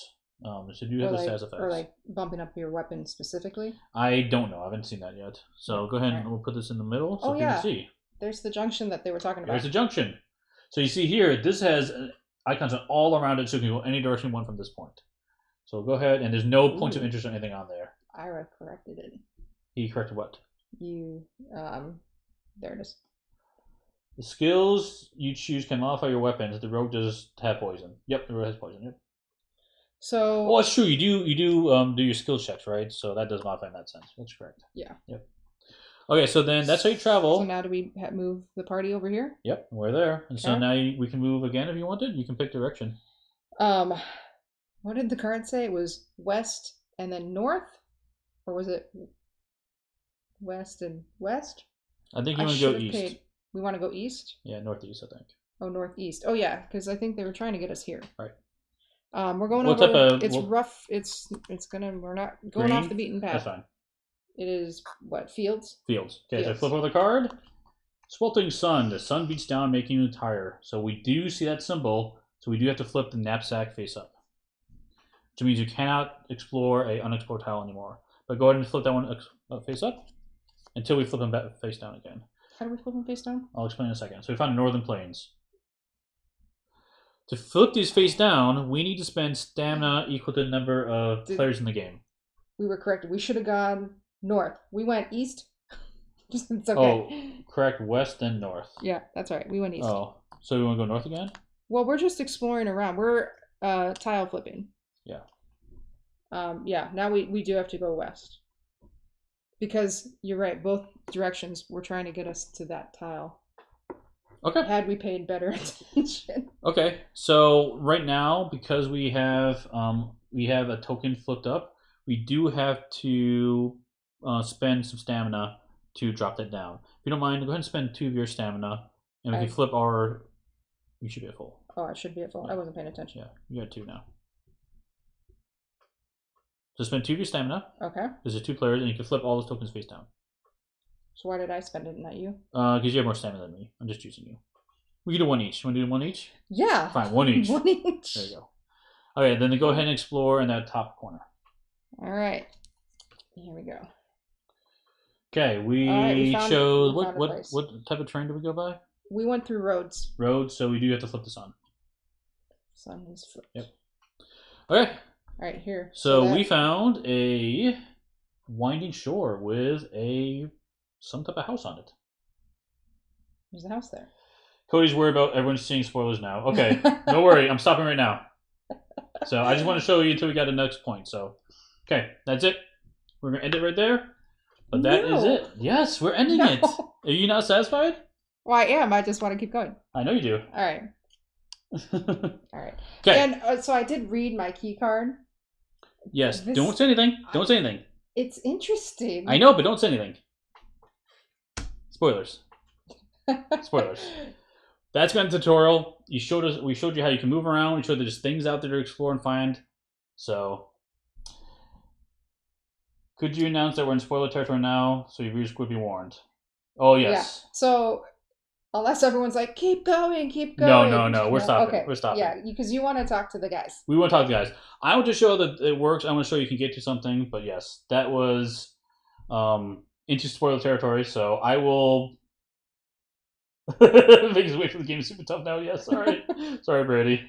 So thanks for hanging out. If you want, we're going to take a quick break, and then we'll have Cody and Ira jump on, and we'll have questions and answers if you guys have any further questions. So yeah, we will be back momentarily, and just hang out for a few minutes. He's going to do some technical stuff, get Cody and Ira on. Yep. And I'm going to go take care of Caleb, who's been off on this side this whole time. We'll be right back, guys.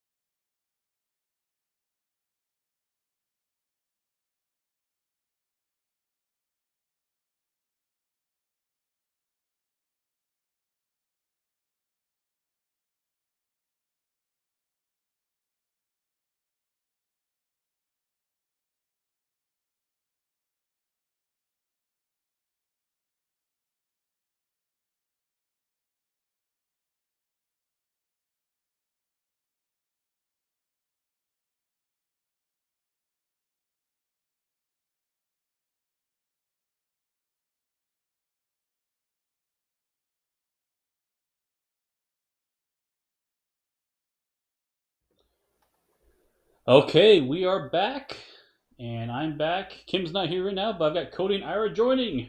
Hello, hello. Hello. Hide that there. There we go. Cool. So, thanks everyone for joining us on the playthrough. Hopefully, it made sense to everyone. I'm glad you guys seem to like it. So my quick impressions. This is my third time playing it Through the from starting tutorial. over, right? Okay. I've seen all this stuff before, but even though I know it's coming, I'm still having a blast playing it. So it is fun. That's awesome, Steve. Thank you. I just want to say thank you. You guys did an amazing job. I had a lot of fun watching you guys, and like your role playing and getting into the characters really. Oh, it made me very happy as a designer to just see you guys having fun with it. So thank you. Sure. I think it's very interesting how on the NPCs you made it so easy to roleplay too. Like I don't do the best voices, but I still try. I have fun with it, right? Oh, And yeah. the fact that you're like, oh, here's his demeanor, here's the setting, here's what he's gonna say. It's just right there in front of you. It's so easy to do. So Awesome. I'm glad you felt like that. That was something that like we really spent a lot of time iterating on and trying to make it like how can we bring people into role playing as seamlessly as possible without making them feel like forced to do anything. So I'm glad you guys liked it. right. Yeah, sort of So amazing character to get out of just a couple of keywords, a couple of sentences right at the top. Mm-hmm. So oh right, correct. Yeah, that worked out really well. Yes, Dan says I do a very good deep voice character. Yeah, that's my go-to. I feel like I can do a deep voice well. I don't The do the good gruff voice. feminine voice very well, but yeah. I'm thankful for that. You're thankful for that. Kim. Okay, so Kim's back. She had to take a quick break and help my son because he was oh, Cody seems a bit echoey. That might be on my end. I apologize because I do have my speakers on and a mic here, so I will try to adjust that a little bit on my end. So Hi, Kim. Great job. Thank you. So, real quick, Kim, this is your first experience with the game. You really don't know much about the game because I explained a little bit overall. I know nothing. Okay, fair enough. You know Starting, nothing. you're like, we are gonna just blank slate you, and they're gonna see like a true first go, and I thoroughly enjoyed it. Okay. So yeah. Is this what you, at all what you expected? Well, okay, so you did say it's like a D&D board game, and that Mhm. I was like, okay. So I didn't really know what to expect. This feels more like Skyrim-y to me Mhm. because of the location Yeah. stuff, but the character build structure is really cool. I love RPGs and just building characters up. So this is right up my alley. Awesome. Is this a game you would like to purchase? Oh, see, this is where he's asking for permission to spend money. It's recorded. Yes, yeah, no, this would be good. This would be cool. Yeah. Or you just ask for a So Brady has a review question copy for and Fred. then you Not get sure one if for this free, has so. been covered without being too spoilery. Roughly, how many NPCs pop up in the game? How many NPCs are in the game? So we have, oh man, so many NPCs. There's hundreds of NPC cards, but that doesn't mean some of those are like state changes. So I actually don't have the current count of NPCs, but it's a lot. So a ton. Yeah. A ton. Infinite number. Yes. No. Not an infinite number, but enough.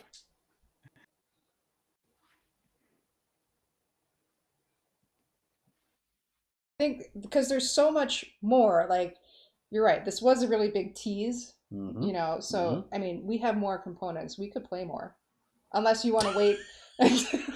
Right now, you want to play. No. So yeah. I think design's really cool.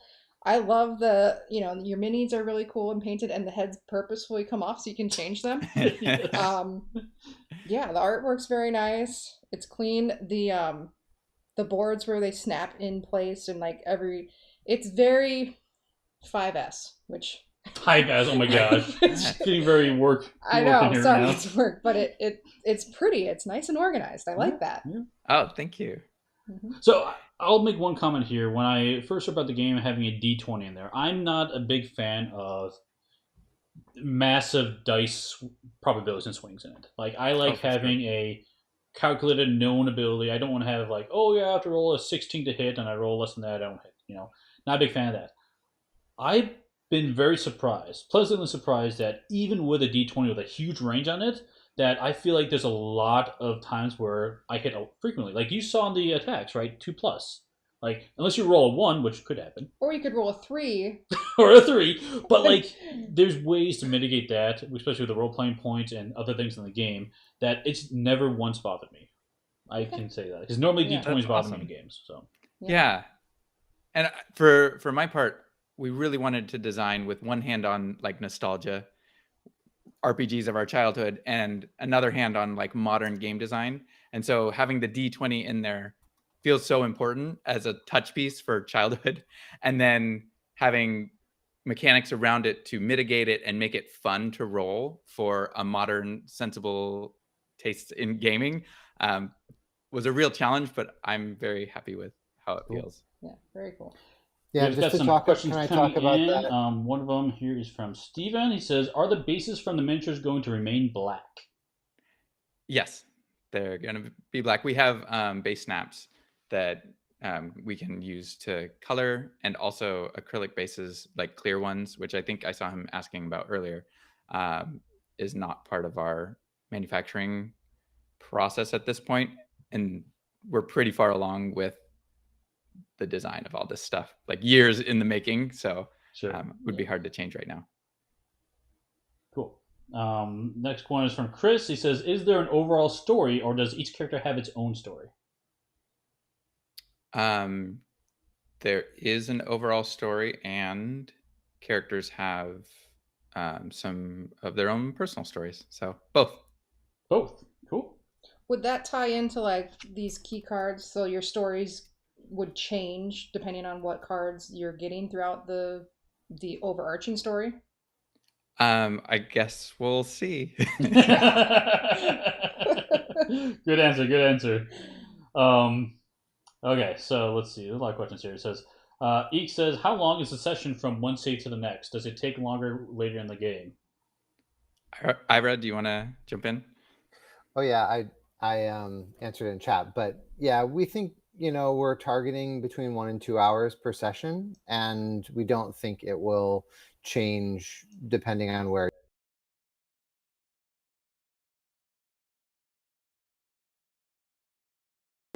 And yeah, we've tried to make saving as seamless as possible. Okay.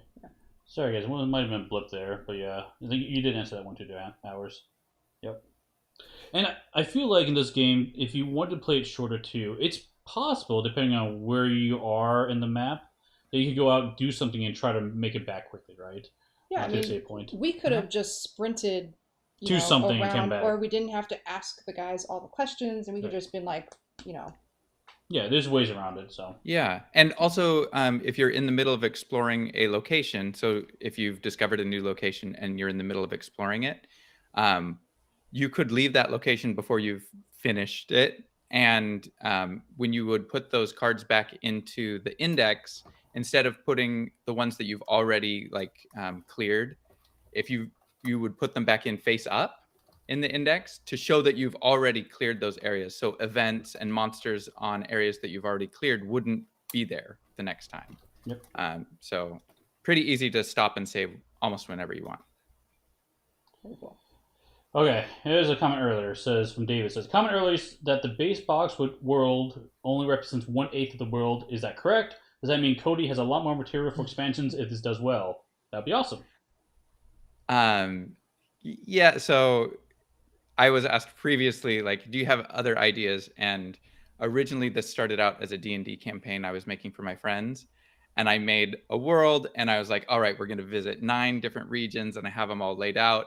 And then I started making Arydia, and I wanted to have all of those. And the amount that I wanted to do in just one of those became its own game. So I don't have 8 more Arydias ready. I just have ideas for regions. So fair enough. Yeah. This has so much stuff in it. It is not 1/8 of a thing. It's a whole campaign. So on that point too, of the prototype you sent out here, about how much of the content are we seeing in this? Just curious, like what percentage? Ira, what do you think? I'm terrible at this kind of stuff. I'd give it 5 to 10%. 5 to 10%. Of all the things that you have with you, not everything that was just shown. What Right, was just shown was just the tutorial. As a ballpark, I mean, can we talk, Cody, about we say the number of locations, right? There are 40. Yeah, roughly there's about 45. 46. Yeah. Ish So- locations. So you saw one today, Right. right? In the tutorial, there was one location, and there are Yeah. 45 in the game. So Yeah. I guess that's a lot less. Yeah. And I think in there you have, I think, 4 locations we sent you, something like Something that. like that, yeah. Like I said, I So played that's this 10%. 3 times now, and there's still a lot I haven't seen in the prototype. So that Yeah. paints a picture for everyone how much is in this game. So that was a question I was thinking about, was like, Yeah. how replayable is this overall? Because Mhm. you've seen the cards, Mhm. right? But you're saying that it's still fresh because you have different characters, you can make different decisions, or Correct. Okay. I know it's coming because I've played it multiple times, but even with the same characters, so I played the thief one, the shadow path. I played the cleric one, and I think I played yours a little bit as well. I haven't played the warrior one yet, so I played a little bit of them. But at least for me, knowing what's coming, I still find enjoyment in the combination of the class and the species, combining those two. Like when I did something weird. I tried dwarf with the shadow class, which is a weird combination, and I noticed that because of the dwarf's magic ability and kind of how I want to build the shadow class, it made it tougher. I did like change my strategy. So already out of the gate, based upon that combination, I saw some different opportunities to play differently. So while you do know it's coming, unless you have a memory like a goldfish, which honestly, You do. after a year, I probably forget everything that happened in the game. It'd be fresh for me, but even then, there's still replayability, in my opinion. Okay. Because Yeah, we have an FAQ entry on the Kickstarter page talking about replayability. I think there are a lot of ways of thinking about it, and I think particularly because each of the classes have their own loot box that is custom to that class, and so much of the game like is really fun to get loot and equip your character and all that. Like that is completely specific per class. So if you're playing a different class, you're going to have a totally different loot experience throughout. Plus, all the skill trees are unique, so all of your skills are going to be different.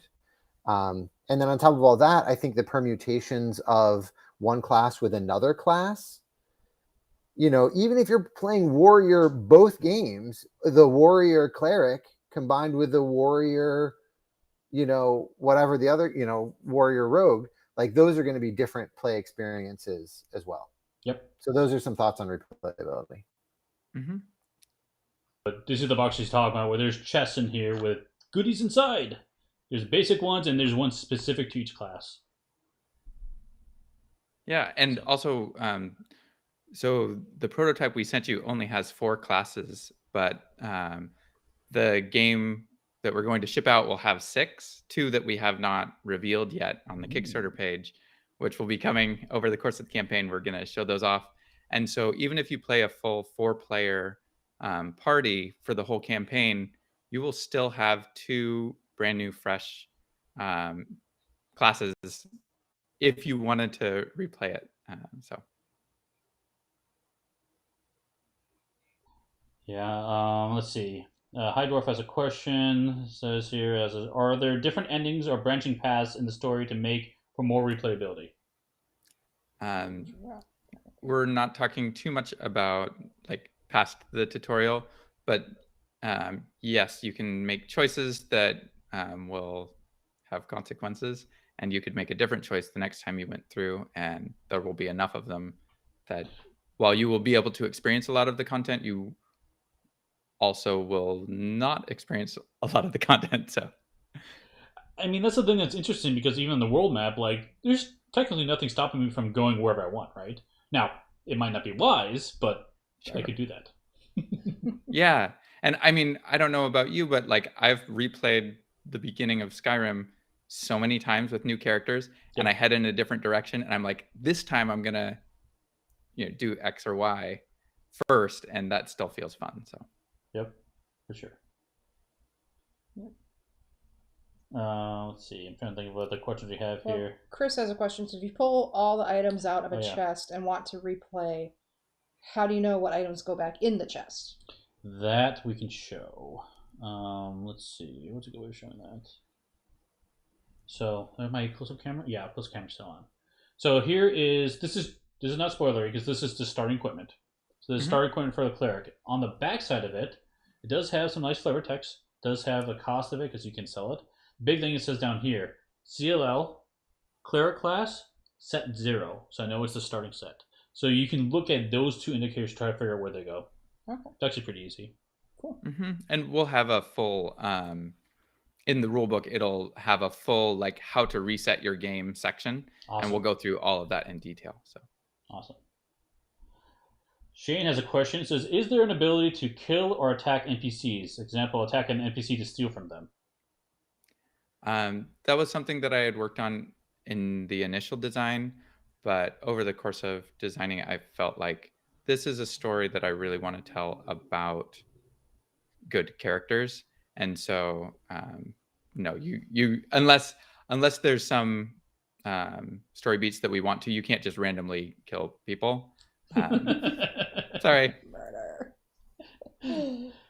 Yeah. Shane has another question here. Could you finish the game in normal mode and keep the skills gained and play again in hard mode? That's not something I've designed, but you can do whatever you want with a board game. I'm going to start with full armor. Yeah, just dive in there, grab all the good stuff right at the beginning, and there you go.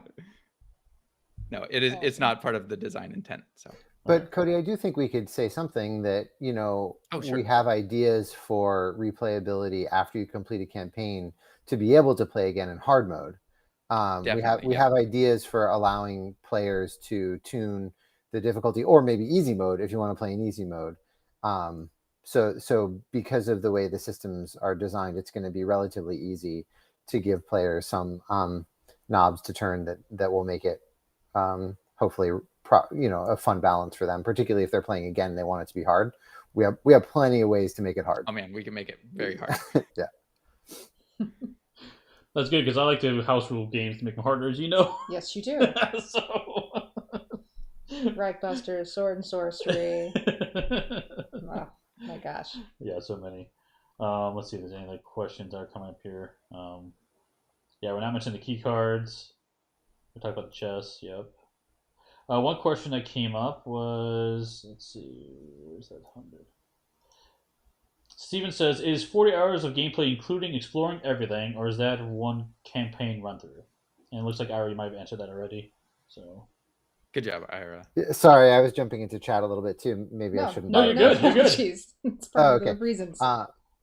Yeah. I mean, the answer that I gave to that was rough estimate 40 hours for one campaign playthrough. If you replay it, it'll be more, obviously. 40 hours per campaign run through. Cool. Awesome. Maverick has a question. He says, or comment: "Currently, there is a dark-skinned male human. Will there be a light-skinned version?" I guess we'll have to see on the Kickstarter page. I like Dragon's comment here. Hardcore mode, 0 HP. Your character dies. Start over. Actually, that's something I do want to bring up because we didn't see character death. So in this game, if you get knocked down to 0 HP, you are considered knocked out, right? And so when your turn comes around again, you have the opportunity to spend a stamina point to do a endurance 10 check. If you succeed at that, you will stand back up and take your turn normally, but you still have 0 HP, which means at the end of that turn, you will fall back over. So you get like this surge of adrenaline, stand up, fight again, and then fall back over. Right? I'm fine. It's just a scratch. just a flesh wound. So, which I thought was pretty cool, and you could try that a few times through the play. And I know, just a quick disclaimer, I know Cody and I, we talked about specifically that some of these things aren't tweaking. That one might be tweaked as well. But long story short, as we talked about, I'm pretty adverse to player elimination, and seeing how there's opportunities to avoid that makes me very happy. And we also, Cody and I talked a lot about making the cleric and other, anybody who has sort of healing abilities feel significant And as someone who in a lot of my games wants to play a healer character, like if you have other players who are down and it really matters that they're down, then healing really matters also. So this is one of the ways that we make healing significant in the game. And also to the point about the sort of the adrenaline surge to stand up when you're at 0 hit points, that's also significant for solo play, because the combat, you lose the combat if everybody is knocked out at the end of a player turn. So what that means is if you're a solo player and you're at 0 hit points, you have a chance to stand up, heal yourself, and then continue on. So that's, somebody asked earlier, can you play true solo where you're by yourself? And the answer is yes. And there are various mechanics that are supporting that sort of play style. And this is just one example.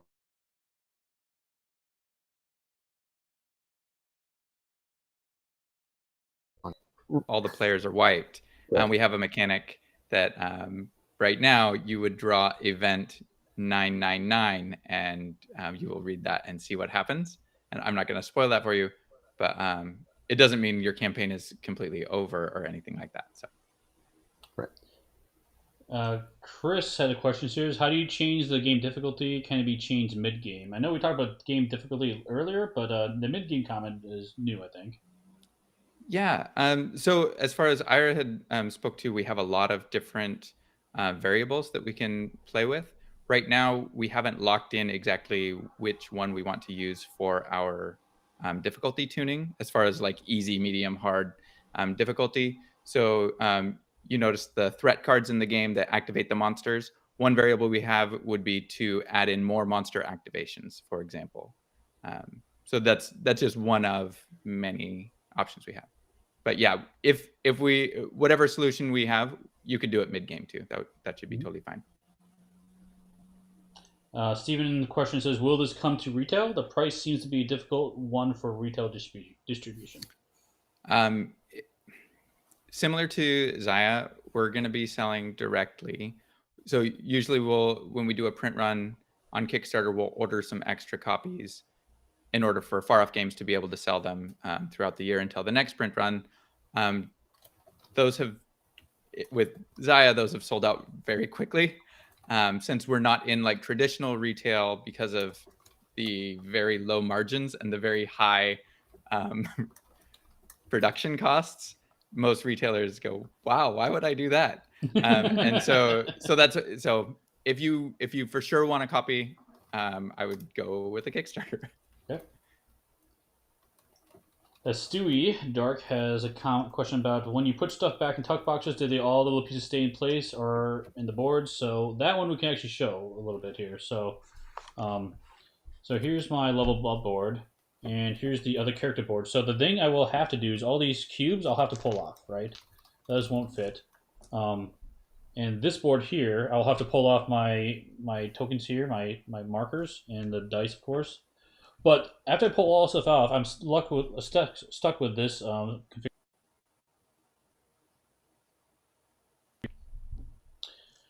And that is part of the reason why, my understanding is, why you can only save during a rest spot, because that replenishes your health, stamina, and magic, so you don't have to worry about where it's placed back on the board. That's correct. So you should be good to go after you tuck this away, pull it back off. These things, I mean, the items might slide around a little bit here, but otherwise everything else stays in place. It's pretty secure. Yep, and they really only slide around at the very early game when Right. you don't have enough armor. Get more armor. He's calling us weak. Oh. Yep, good question. Let's see. What else question we have here? We've got a lot of stuff here. Oh yeah, big comment about like, just want to say I'm glad it's not an app game. Thank you. So. Yeah, that was something that we had talked about, and a lot of people had suggested using an app. I personally really want this game to be something that if you found a copy of this 100 years later, you just open it up and play it, and like, this is amazing. So everything you need is in the box. Mm-hmm. Awesome. Michael has a question here: is there only one AI deck, or does that change as the campaign goes on? Yep. I Ira wants to say something. Go ahead, Ira. Well, I answered it in chat, which is that there's one threat deck which has the threat cards, and that can certainly change over the campaign. That's easy to do. And also what one monster does for the cost of one threat is totally different than what any other monster will do for the cost of one threat. So even if the threat deck is totally the same, like the behaviors that the monsters do or enemies, whoever they are, like those, that totally varies. Yes, for sure. Let's see. David's asking will there be templates so you can make their own monsters, locations, and NPCs. So some help, fan service there. That is so with our first game Zaya. That's something that I really have enjoyed over the years and tried to support as best as we can. The modding community, the community created content. That's something that I'm very passionate about and love. And wow, wouldn't it be cool to do your own mini campaigns or something like that? And so I think as a creator, you can look at Arydia and see it as very fertile ground. And so we will see. Okay. Cool. Yeah. Because I agree with this comment, I have to ask you real quick too. It says, it's not an adventure if there's no dragons. Wink, wink, nudge, nudge. You don't have to answer that question, but so I think that's pretty much all the questions I'm seeing here. I might have missed a few. I apologize for that. Do you have anything else you want to add? No, I want to play more. You know?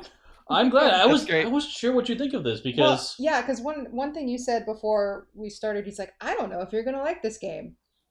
Well, I don't know where that. no, came I from. said I think you're gonna like it, but I'm not positive. Oh, you think I was gonna like it? Yeah. See, I don't listen very well. Yeah, no, I do like it. You do know me. Okay, that's Yeah. good. Yeah, 'cause- Marriage check. Marriage check. Marriage check. That's close.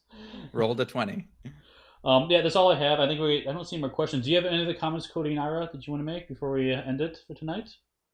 I just want to say thank you, everybody, for joining us, and super, super thankful to you guys for playing through it with such gusto. So thank you. Thanks for giving us the opportunity. It was a blast. So I Yeah, we had a honestly good am time. really enjoying this game. So I would be okay sitting down and continuing this game right now. So Yeah. Thanks so much. There's one last few questions. Smaller minis or your mini scaling based on like the race. That's just a curiosity point. Yeah. So currently, I'm talking with my manufacturer about that possibility. That's something that, as a halfling player, I'm like, it's near and dear to my heart. There are some technical aspects of it, like spoilery stuff, that I can't reveal, but it's a little more tricky than just that. And so if we can do it, we will. And I'm trying to figure it out. cool. Very cool. Okay. Well, thanks guys for hanging on. Thanks for helping with the chat. Thanks guys for watching. It was a lot of fun. That was fun. You just got to wait a year, right?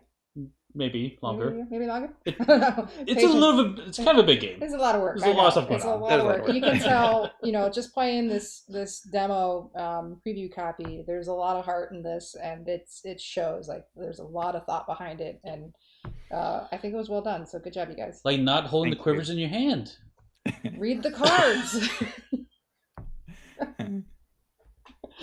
Excellent. Cool. Well, thanks everyone for watching, and we'll see you at the next stop. Thanks so much. Again. Bye, guys. Bye bye. Bye.